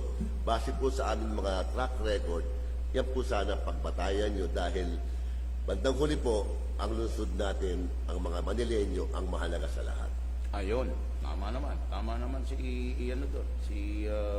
Mayor Amado Bagatsing. At ito may tanong din dito para rin kay Secretary Roque before we give the chance kay Miss Amira Gutok. Ito may tanong lang dito. Puro papuri pala sa yung pumasok. Wala na yung dito, puro pag-aksing Oo nga. Okay, Secretary Roque, kung nagawang tanggalin ni Pangulong Duterte ang face shield, kailan naman alisin ang napaka-abalang espas sa mga biyahero? Well, yung SPAS po kasi, kasama po yan dun sa required na quarantine facility natin, no, para sa mga biyahero. At habang hindi pa po natin inaalis yung ating quarantine, at ngayon naman po ay 3 days na lang, no, kayo po ay galing sa yellow countries, mukhang hindi pa po maaalis ang SPAS, no? Pero tinitignan pa rin po natin, no, kung pwede ng tuluyan na wag na magkaroon ng quarantine na mandatory quarantine habang lahat ng mga bansa naman po ay tumataas ang kanilang pagbabakuna. Pero ang importante po, sa panahon na tumataas ang numero ng COVID sa Europa, matuto tayo sa karanasan ng Europa. Ang Europa kasi nagtanggal po sila ng mask, no? At nagkaroon sila ng mga mass gathering. So importante po, para hindi po sumipa muli ang numero ng COVID, tayo po ay manatili na gumamit ng mask at umiwas pa rin po tayo. Ayun, ito, puro papuri na ito. Kay Danilo Macandili, yan ang aming mayor, ama ng Maynila. Doon tayo sa lumilingon mula kay Akira Kairaching. Doon tayo sa lumilingon at nakakaintindi sa ating mahihirap. Hindi yung wala nang kilala pag nakaupo na. Sino ba yung binabanatan na ito? Hindi na marunong kumilala sa ating mahihirap. Kay Jan Ramos, yan ang mayor na karapat-dapat na manalo kasi madami siyang natutulungan at may libreng medical para sa mga taong nangangailangan. Maraming salamat po, Sir Amado Bagatsing. Mukhang kung ito kaya ang isang problema natin dito ay yung matatranslate ba sa election day, di ba? Yung mga ganitong nakikita natin sa social media, nabanggit nga ni kapatid na Gina Mape yung kahalagahan ng makinarya, no? On your part, yung bang kabaka ay ready to support, to translate all these praises for you sa social media into actual votes? Oo. Alam mo kasi yung kabaka, kami isang malaking masayang pamilya. 36 years na po yan, wala po kami sweldo lahat dyan. Puro po kami dyan ay volunteer. Dahil sa kabaka po, meron kami kasabihan, mas masarap pagkape kaysa tayo pagkapihan. Tama. Kaya tulong na lang po kami ng tulong. Kaya yan po ay nagpaparamdam po yan sa mga nangangailangan. Kasi nga, mas masarap magkape kaysa pagkapihan tayo. So volunteer po lahat yan at talagang tumutulong lang kami sa mga nangangailangan. In terms of number, ilan ba ang kasapian niyo ng kabaka? Alam po ninyo, 36 years old na po yan. So tumigil kami bumilang ng card-bearing members sa 120,000. 120,000? Card-bearing nga, mga 10 years ago, 15, tumigil na po kami sa dami po kasi. Okay. Ngayon, ang beneficiaries ng kabaka, beneficiaries lang, training centers, sports, clinic, daycare center, social services, baka 150 to 200,000 na yan. 36 years yan. Mahaba na yan, Paul at Joey eh. Hindi naman kami sumingaw lang eh. So, mahaba po ang track record natin. At kaya nga kami nagpa-party list para maakap pa mas maraming tao. Tungkol sa parola pa lang, yung parolang constituent dyan, sa 30,000 dyan napakaraming miyembro ng kabaka dyan. Sa mga area na mahihirap na lugar, andun talaga sila. Well, thank you for... May ka-clarify lang po ako, no? May ka-clarify lang po ako. May tanong si Alvin Murcia, no? Yung paki-clarify yung sinabi ko na dapat buwagin ng PhilHealth. Ulitin ko po, no? Nung aking sinulong ang Universal Healthcare, ang plano ko buwagin ng PhilHealth at papalitan ng National Health Service. Kasi ito po yung pamamaraan na tanggalin lahat ng corrupt dyan sa PhilHealth. Ngayon po, suko na ang lahat. Talagang napakahirap po talaga tanggalin ng corruption dyan sa PhilHealth. Hanggang ngayon po, hindi gumagalaw ang PhilHealth para magkaroon sila ng IT system. Dahil pag nagkaroon ng IT system sa PhilHealth, mawawala na po yung mga patay na kumukuha ng mga dialysis benefit. So pag binuwag po natin ng PhilHealth, papalitan po natin ng National Health Service. At ito po isang pamamaraan nga para matanggal ang mga corrupt dyan sa PhilHealth. Okay, thank you. At we now go to Miss Samira Gutok. Ma'am, good morning po. Kumusta po ang inyong kampanya? You've been in this race before, and what do you think is your chances now, ma'am? Hi sir, thank you so much po sir. Good morning po. Assalamualaikum. Well, sir, we're on the 26th, 7th na po ng ating SWS at pangalawang beses pa lang naman po, sir. What's different po in the first time is syempre po hindi ako kilala. I was first-timer and evacuee leader from Marawi na napaka-konti ng logistics of pang tarpaulin lang talagang. I'd like to say a shout-out sa lahat ng gumawa ng sariling tarpaulin. Binigyan pa nila ako ng kagamitan, groceries, lahat po. Saludo po sa lahat ng donasyon. So what's different, sir, ngayon is syempre like partners like you and PC and so many media friends are giving us platform. Social media and digital is also a very unique time ngayon po na yung oras ng pandemya, hindi nakikita tao physically. Although everyday po, may quota kami na nararating na community. Like ako ngayon, nasa Cebu ako. Importante po na makipag-connect ako po Friday, Holy Friday prayer ngayon ng mga community nating mga Muslim. And it's also the burial of our mayor of Cebu City, Labella, the Cebu City mayor. Condolences to them. So yes, sir, what's different is that I'm under this action party. Bilis kilos, mas mga bata yung mga kasama ko ngayon. Gumagalaw po kami as far as we can from Nueva Vizcaya, from Apari, or yung nakakain namin po sa up north, no? Nakaschedule pa kami sa ibang places towards Tawi-Tawi na po. So nakakalendaryo po yan for the next 5 months. Okay, thank you. And by the way, mga kababayan, we will not be detaining any longer si Mayor Bagatsing kasi marami pa siya pong ang lakad. Hi Mayor, hi Secretary Roque. Yeah. At siguro we give him the final word tungkol dito sa mayoralty race sa Maynila. Go ahead, Mayor. Yeah. Salamat sa inyo sa National Press Club, Joey at Paul. It was indeed a privilege and honor to have been invited here. Akin lang po masasabi sa mga kababayan ko sa Maynila. Matagal na po tayo sa naglilingkod sa ating lungsod. Mula po sa aking ama na naging mayor po ninyo na 15 taon. Sabi nga nila sa akin, siguro yung aking experience po for the last 20 years as a congressman and naging ama po o founder ng Kabaka, ito po siguro ay magiging isang konkretong programa na nararamdaman nyo, nakikita nyo. Pagagandahin pa natin to sa tulong po ng mga negosyante at mga ibang kasama sa barangayan. Isang pamalakad po na tunay na ang mahirap ay liligapin po natin sapagkat yan po talaga ang namin gusto iangat ang antas ng buhay, lalo na ng mahirap. Napatunayan po natin sa Kabaka na ang kapwa mahirap nagtutulungan, nakatutulong din po. Miski na mahirap, nakatutulong din sa kapwa mahirap. We will lead by example.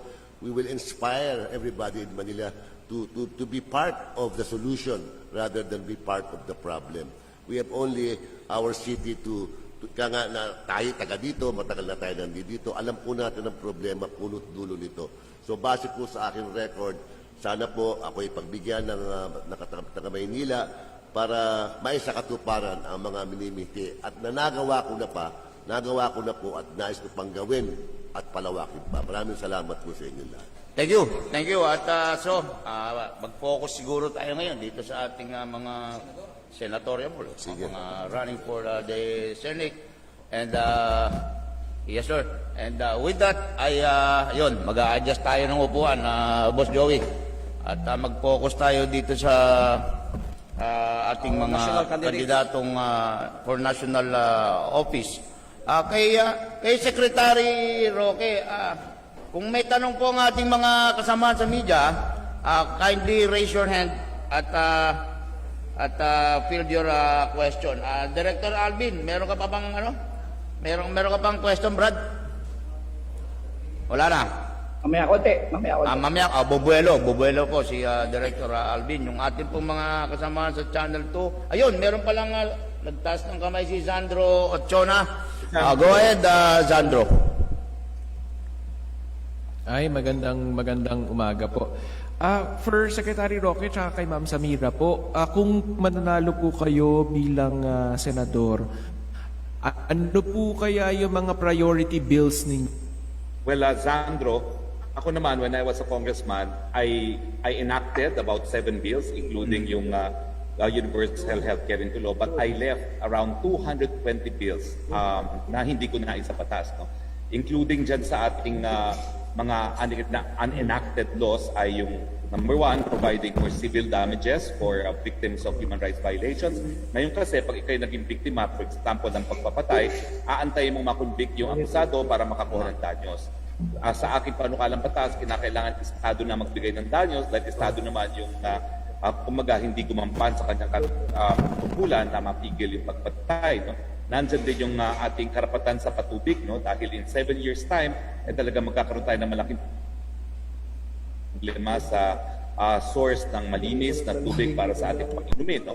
So that bill, together with the Right to Food Bill, gives government 7 years to ensure na lahat ng Pilipino magkakaroon ng malinis na tubig para inumin at pagkain. No? Nandyan din yung ating journalist protection program, no, na parang witness protection program na magbibigay ng proteksyon doon sa mga periodista na mayroong banta sa kanilang mga buhay.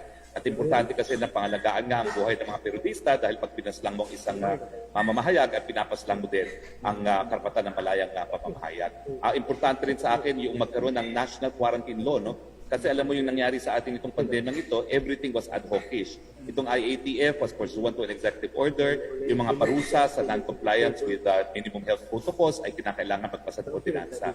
Once and for all, kinakailangan natin ng isang national quarantine law ng alam na natin kung paano yung magiging permanent responses natin to pandemic na darating pa. At syempre, kung hindi maisa sa batas sa Kongresong ito, nandyan din yung tayo rin po yung proponent ng creation ng Department of Overseas Filipino Workers dahil sa panahon ngayon, hindi nakakayanin ng DFA lamang ang pagbibigay sa bisyo sa ating mga magagawa na nagtatrabaho sa iba't ibang parte ng daigdig. Sa dami po nila, kinakailangan talagang separate na departamento. So anyway, Sandro, my legislative record in Congress was very clear. I have 220 bills waiting to be refiled as Senate bills. Thank you. May 200 What about you, Samira Gutok, ma'am? Thank you, sir. Syempre po, coming from disaster and crisis and siege, no? We know that the Philippines po is pang-anim po. One of the top 10 climate change vulnerable areas in the world is Philippines. And I, coming from the disaster area here in Lanao, Sur, where the largest lake of Mindanao is, that hydroelectric power provider of Mindanao.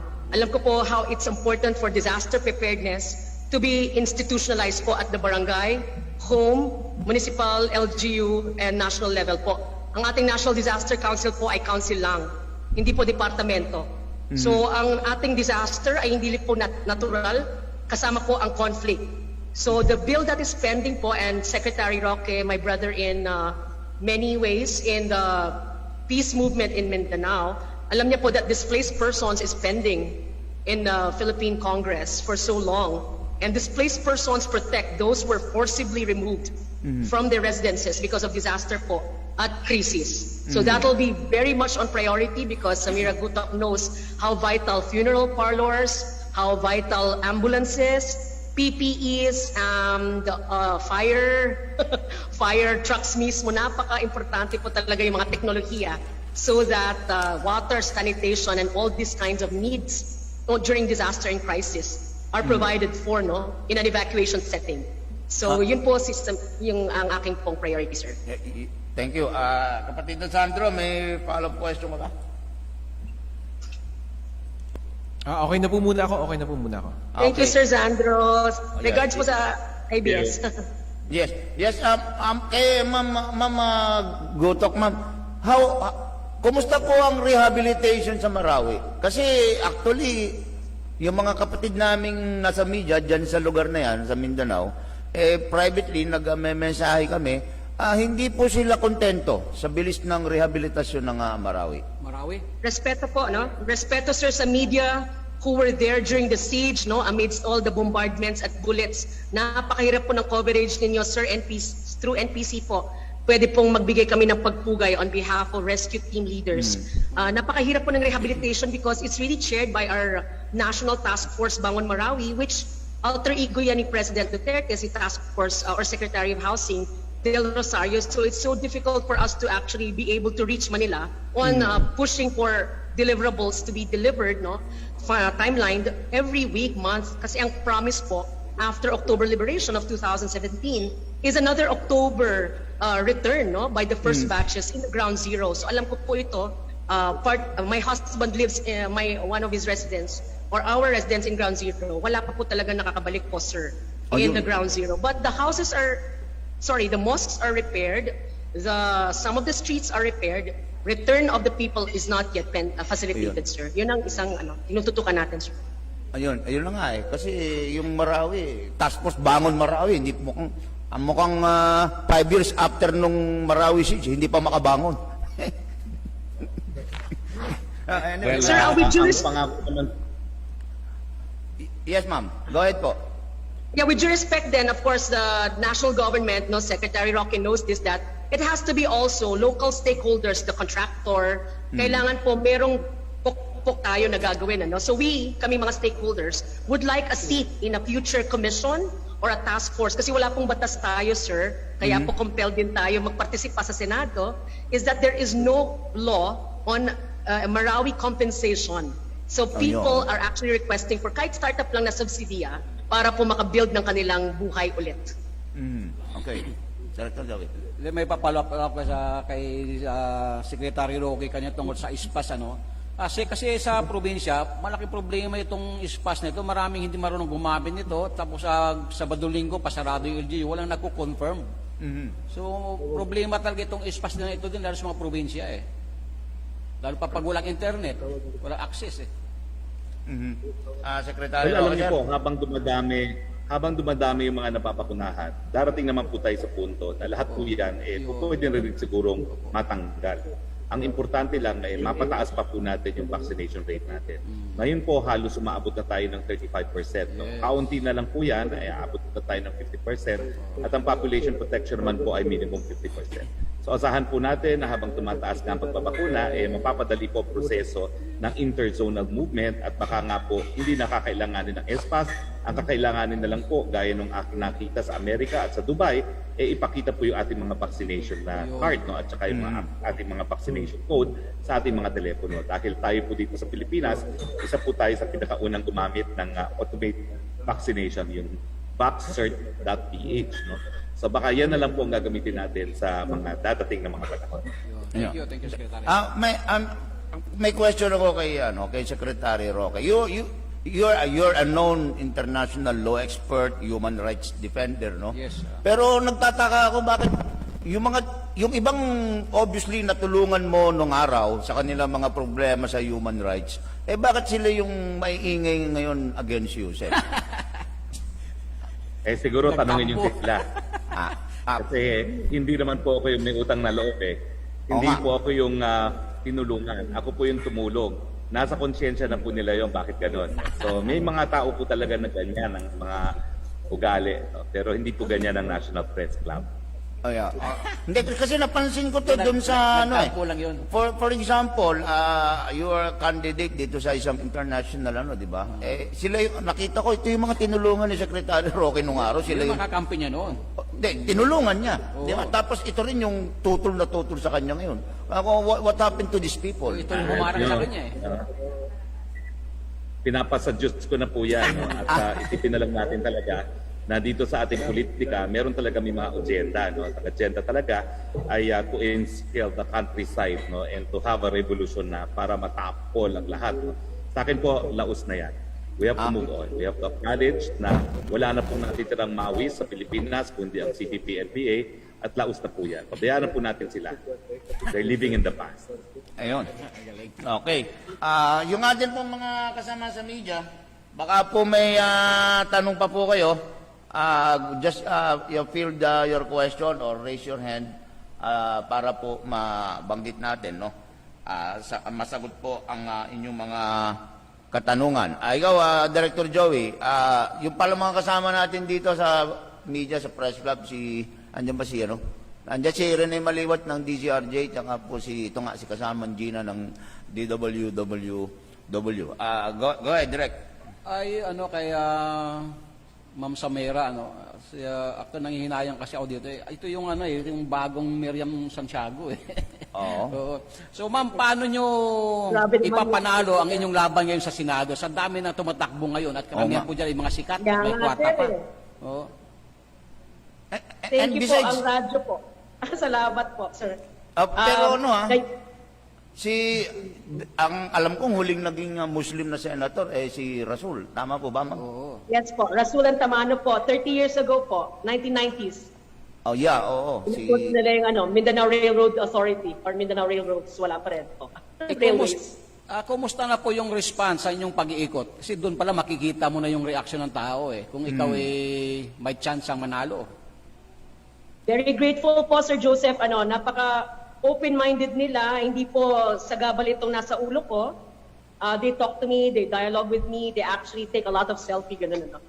So I know that sometimes, minsan hindi yung talagang hardcore na discussion pwede mong dalhin sa 5 minuto, nakausap mo sila. Kasi sa community level po, hindi naman pwedeng 1 oras po kami magtatambay kasi barangay to barangay po kami. Talagang stakeholder to stakeholder, sectoral to sectoral. Minsan po sa isang araw, nakaka-4 na meeting po kami. And I try to be as, syempre po yung crisis is lahat naman nakaka-relate. Whether sa loob ng bahay, sa loob ng ekonomiya, sa loob ng ating bansa, talaga namang dumarating ang ating problema sa buhay, disaster even, can actually relate to domestic violence. So nakaka-relate po yung mga tao sa kinukwento ko na pagkukulang natin, na kailangan po i-fill up readiness in disease prevention, sakit, medical check-up man yan, o gastos ayuda para sa disaster. Kailangan palaging ready po tayo. Siguro, paumanhin niyo po, no? But I have to go kasi meron akong susunod na Zoom, no? Yes, thank you. Yes, karangalan ko po na makasama ang National Press Club at maraming salamat po. Mabuhay po ang malayang karapatan ng malayang pamamahayag at mabuhay po ang National Press Club. Yes, thank you, Secretary. Hangad namin lang yung panalo, Secretary. Oo. Well, thank you, Secretary Roque, but mga kapatid, we still have si Samira. Ms. Samira Gutok with us. And so, yun, tanong mo yung kanya. Dahil, thank you, solo na natin siya ngayon. Oo, diba? Idol ko to Hindi, believe kasi ako sa kanya mga pinaglalaban. Naririnig ko yung prangka niya pag nagsalita. Muntik nga, ito, umalma nga kay Isko ito Muntik na umalis. Hindi pa rin naman. Sabi ko sayang pag umalis ito Hindi po. Ma'am Samira. Ma'am Samira. I call out Yorme. And Yorme naman is sample enough na sinasabi naman niya, sige, sexist yung joke ko. Sige, Samira, paano natin kausapin yung mga tao? Sige nga. Hindi, Ma'am Samira, sa milyon itong mga kapatid nating Muslim, kapag ito nag-rally behind you, sa tingin ko mananalo kayo, dapat siguro tutukan mo yung kampanya muna sa mga to. Kasi ilang milyon din ito Then, thank you, sir. Salamat po. Oo. Yung mga yung mga pending legislations or legislations na wala pa po affecting Muslims, kung nakikinig po, kailangan makinig sila, Alamin nila na wala palang madrasa law, national madrasa law, which means Luzon, Visayas, wala pong alokasyon ng teacher ng Islamic Arabic Studies.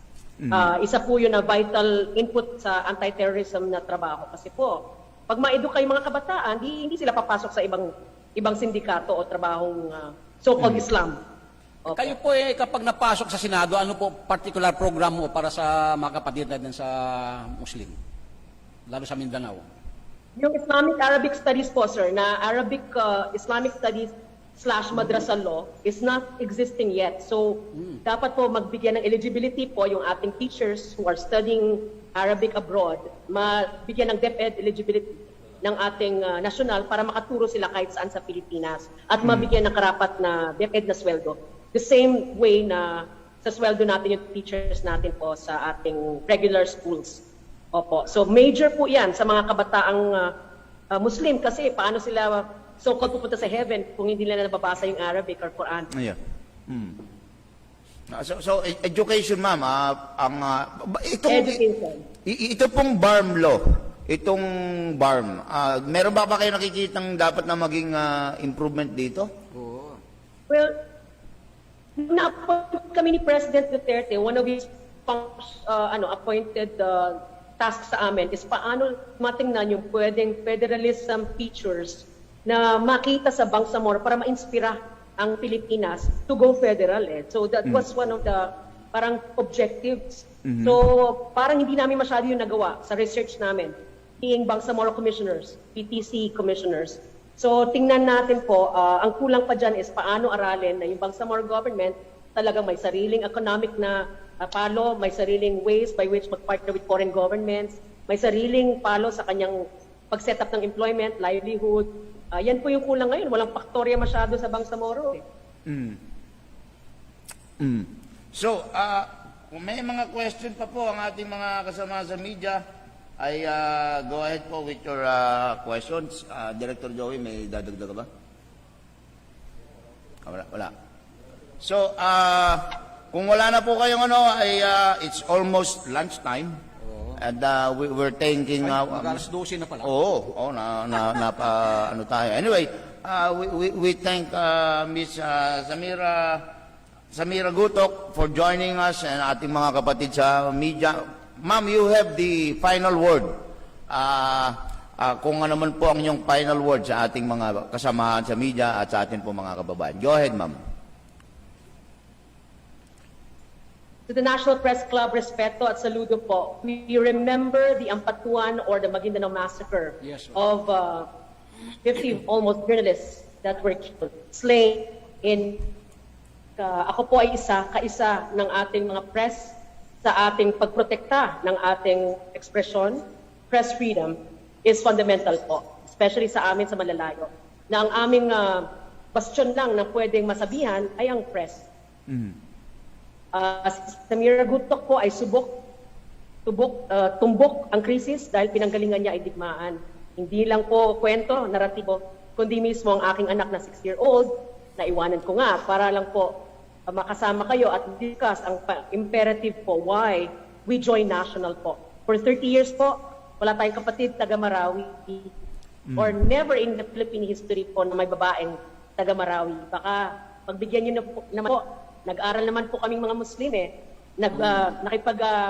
nakipagtrabaho naman po kaming mga Muslim So sana po pagbigyan ko rin somehow. Thank you NPC for giving this platform po at saludo sa inyo.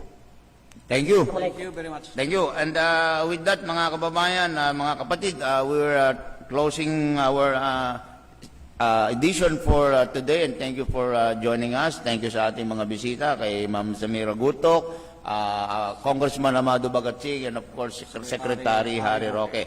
And with that, gusto ko lang pong i-remind sa inyo, yung pong mga programa ng National Press Club, no?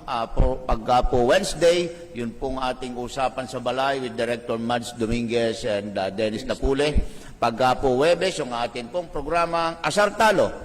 At pagka po Biyernes, itong ating media forum. And pagka po Sunday, yun pong ating Meet the Press on Air sa Radyo Pilipinas. And again, thank you po sa ating mga partner stakeholders, ang Philippine Amusement and Gaming Corporation, ang Smart Philippines, ang Strategic Information Service ng DNR under USEC Ben Antiporda, and siyempre po ang MX3. And finally, i-remind po namin sa inyo, hindi po totoong patay ng malayang pamamahayag sa Pilipinas, lalo na po sa print media, sapagkat ito po ang latest issue po ngayon ng pahayagang Pinoy Expose, Remate, at saka po police files tonight circulating nationwide. And with that, thank you once again sa ating mga guests, sa ating mga kapatid sa media. Ito pong muli si Paul Gutierrez, ang NPC President ninyo. Kasama ko po si Director Joey Venancio, ang incoming congressman ng lalawigan ng Hanggang sa Romblon. Friday po ulit tayo mga Yes. kaibigan. Maraming salamat po sa inyong lahat. Welcome to the Report to the Nation Media Forum of the National Press Club.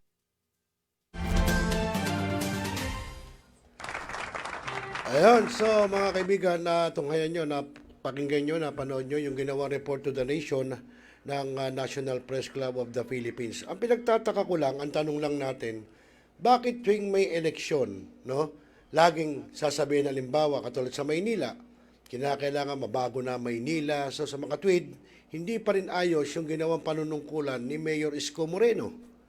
Sa ibang lugar, ganun din. Let's say, Kamanaba. May tumatakbo, sasabihin, kailangan iahon na ang Malabon, etc., mabago na. Laging ganon. Maging sa Senado, ganon din. So sa mga tweet, hindi epektibo yung mga nakupong senador ngayon. No? Kaya kinakailangan mapalitan ng ibang senador. So yun ang sinasabi. So, di ba? Ako gusto ko, pag pinag-uusapan mo, party list. No? Kasi po, karamihan sa atin ngayon, mga nagpupwesto o tumatakbo, hindi naman po talaga functional, kundi positional lang, masabi lang nakaupo siya, etc. Kahit yung mga party list na yan. Pero ako, feeling ko itong party list ako man, party list, ito, pagka ito naupo sa Kongreso, ay talagang ito'y gagana, tatakbo dahil ito po ang kanilang layunin, yung kanilang plataforma ay para sa mga manggagawa, sa kalusugan, lahat-lahat. No? At minsan, siguro, maigegest natin yung fourth nominee, tsaka fifth nominee nitong Kokoman Party List, no? Siyempre, ang ating yung ating katropa na sina Benji Durango at Ronnie Ramos. Okay, so yun mga kaibigan, at kayo na rin ang bahalang magbigay ng opinion, kayo na rin ang magdesisyon na sa darating na eleksyon ay sino ang mga dapat na senador ba? Kasi baka mamaya nagkaroon na ng eleksyon, may naupo na senador, magkakaroon ulit ng eleksyon, sasabihin na naman, kinakailangan mabago na naman, kinakailangan mapalitan na naman ng mga senador. Bakit? Kasi walang nangyayari. So laging ganon ang sistema ng eleksyon dito sa Pilipinas. Kaya ako, sisiguruhin ko pagka umupo ang Kokoman Party List, ayan, sisiguruhin kong talagang functional, hindi positional. Tama ba yun, Boss Benji Durango? Well, anyway, mga kaibigan, yan po naging kabuuan ng ating programa ngayong Dalaw Barangay dahil sa ngayon, yan ang ating issue ngayon. Yan po ang talk of the town. Yan pong mga pagtakbo ng ating mga politiko. Kaya yung mga ating mga kapitan, yung ating Dalaw Barangay, ay tsaka na natin kukumustahin ang panunungkulan ni Kapitan sa kanilang barangay. Bueno, muli po, nagpapasalamat tayo sa ating mga katropa, sa ating mga kabarangay, sina Kuyang Ricky Del Rosario, Rogelio Dagdag Esteban, Kuyang Daga Rodrigo, si Boss Kagawad Sanidad Pineda ng Tugatog, si Miss Jackie Adahar, yung ating mga LMT, no? Sina Miss Jackie Adahar, Jojo Revilla, Haji Crespo, Romel Martinez, Ma'am Linda Villagosa, Sam Bermesto, Jojo Reyes, at siyempre po, yung ating katropa na nag-guest sa ating kahapon, si Miss D, si Ma'am Digna Kahulugan. No? At siyempre yung katropa natin si Joel Cabusora Regindin sa buwat po sa lalawigan ng Ilocos Sur. At siyempre si Bambo Garcia ng Tugatog Malabon. At siyempre, si Ma'am Marilyn Rondina, nanonood sa atin, taga-Katmon Malabon po yan. At si Benji Durango, yung ating katropa, dati nating kasama sa TV5, na ngayon po ay fifth nominee nito pong Kokoman Party List. Good luck, Boss Benji at Kuyang Ronnie Ramos. Congressman Ronnie Ramos at Congressman Benji Durango. Yan. At siyempre yung katropa din natin at kabarangay natin na si Barangay Kagawad Albert Betong Gamayaw ng Barangay Tugatog pa rin dyan sa Malabon. Ayan, maraming salamat sa iyo, Boss Betong. At God bless. At nag-birthday kasi ito birthday boy. Marami pang birthday ang sapitin mo. Okay, so mga kaibigan, muli ako po yung naging kasama, kabarangay, ka-TFC, kakwentuhan, dito po sa programang Dalo Barangay, Rosel Lopez. At nakasama ko po sa technical side si Joshua Baltao. Muli po sa susunod na linggo, no? Dahil ano na tayo, Sabado na. No? Mamaya po, abangan niyo po ang programang Balitaktakan ni Brian Anyosa. Magandang hapon, Pilipinas. Hasta la vista. Hanap mo ba ay Unwind Ventures? Tara nang mamangha sa mga tanawin.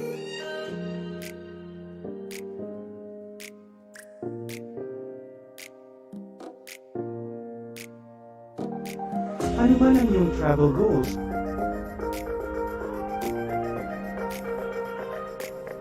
Dadalhin namin kayo.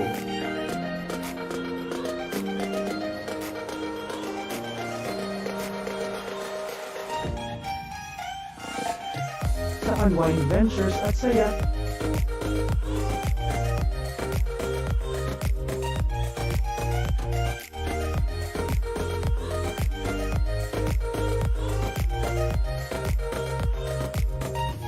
Dito lang sa Wow Biyahe.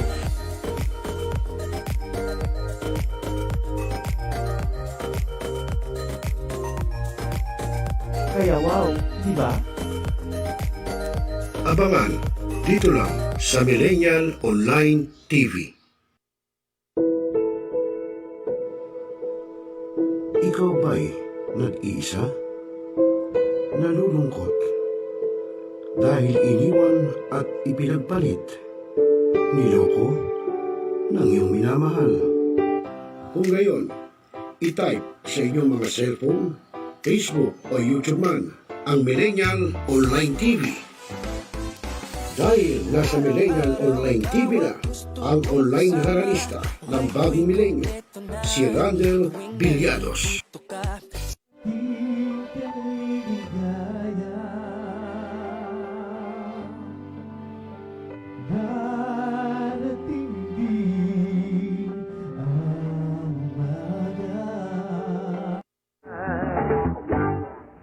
Naninigas ang aking katawan kapag umikot ng plaka. At haharanahin kayo ni Randel ng iba't ibang awitin para maibsan ang inyong inip at kalungkutan kahit nasaan man kayo. Hanggang sa tumanda. Come on!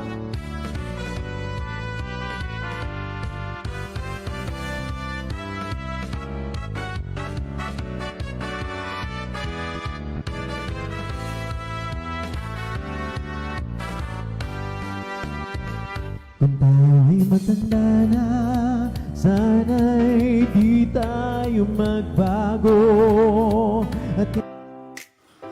At pwede rin kayong makiduet kay Randel tuwing Sabado ng hapon. Tutok na! Tawag na mga milenyo! Araw-araw ikaw ang gusto kong kasama. Buhay ko'y kumpleto na tuwing nandito ka sa tabi ko o aking giliw. Barangay, pangunahing unit ng pamahalaan lokal kung saan dito pinag-uusapan ang bawat sigalon ng mga residente ng bawat barangay. Dito rin pinag-uusapan ng mga piling halal na opisyal na barangay ang mga proyekto para sa kanilang barangay. Kumustahin natin ang panunungkulan ni Kapitan dito sa Dalo Barangay sa Millennial Online TV Worldwide, ang katropa ng bawat barangay. Ating tinatapos ang ating pagpupulong. Maraming salamat po sa inyong pagdalo at tapos na po ang ating session. Enjoy na po tayo. Mga pangyayaring naganap sa ating kapaligiran, mga balita sa buong linggo, ihimayin, iisa-isahin, dito sa Balitaktakan, aarangkada, kasama si Brian Anyosa, dito lang sa Millennial Online TV. Pinaigting, pinalakas, ang bagong news online TV ng bagong milenyo. Millennial Online TV, ang katropa mo sa pagbabalita.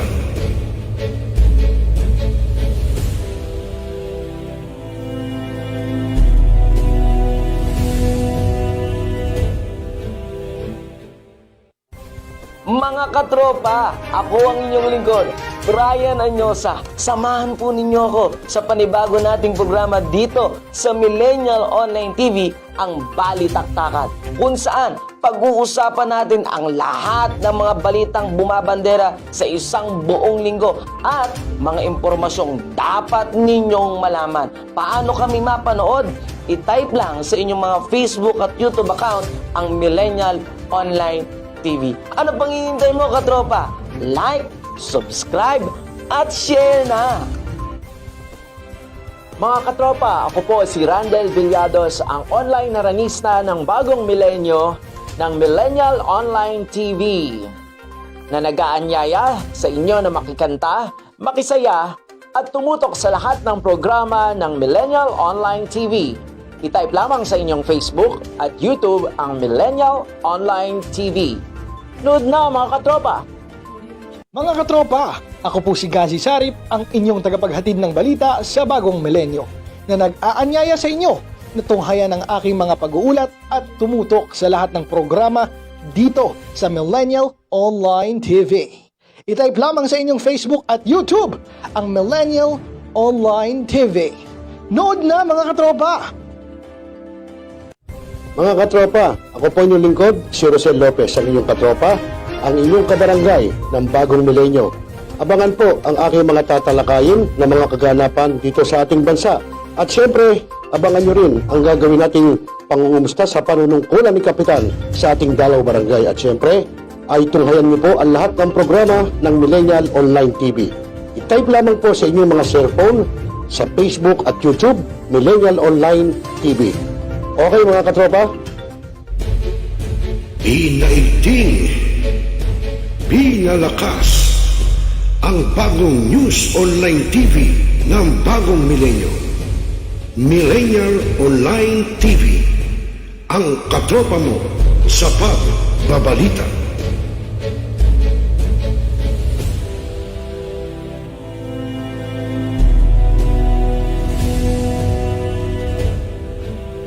Nais mo bang guminhawa ang iyong pakiramdam? Kung ikaw ay may sipon, ubo, lagnat at iba pang nararamdaman, lalo na ang sakit ng katawan, narito na ang Yasmag Magnesium Therapy Oil. Ang Yasmag Magnesium Therapy Oil ay nakatutulong na ibsan ang iyong nararamdaman sa pamamagitan ng pagpahid sa apektadong parte ng katawan, gaya ng noo, balikat, tuhod at kung anuman ang masakit na parte ng iyong katawan. Panoorin ang mga testimonials ng gumamit ng Yasmag. Yan po, ginagamit niya. Siya po ay isa sa aking mga testimony. Ako, si Destino Francisco, ay gumagamit ng Yasmag na siyang nakapagpalakad sa akin. Kaya kayo, mga kaibigan ko at kakilala, ay pinapayuhan kong gumamit ng product na ito.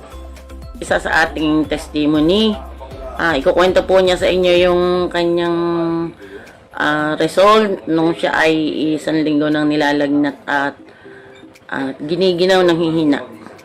Hi, ako po si Rina Liliantos, 29 years old, taga Sariaya, Quezon po.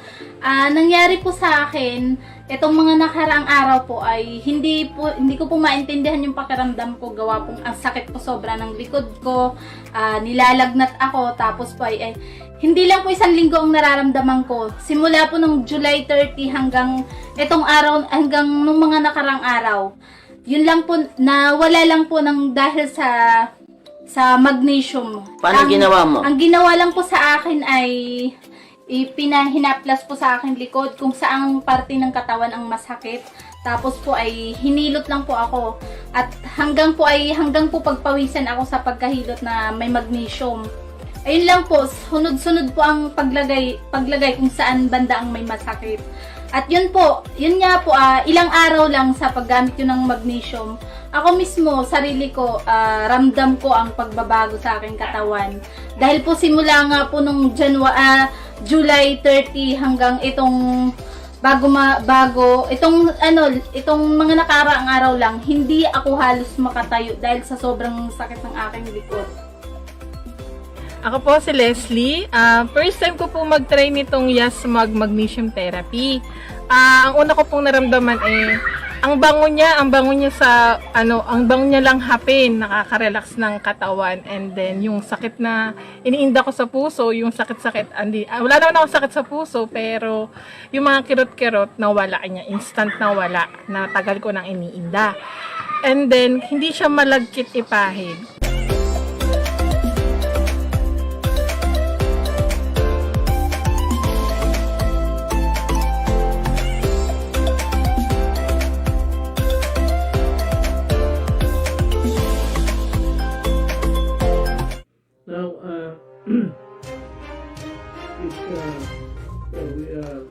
Talakayin, revisahin, opinyon, halawakin, aksyonan. Kasama si Rosel Lopez, ang inyong katropa, dito lang sa Millennial Online TV. Ang katropa mo sa pagbabalita. Pinaigting, pinalakas ang bagong News Online TV ng bagong milenyo. Millennial Online TV, ang katropa mo sa pagbabalita.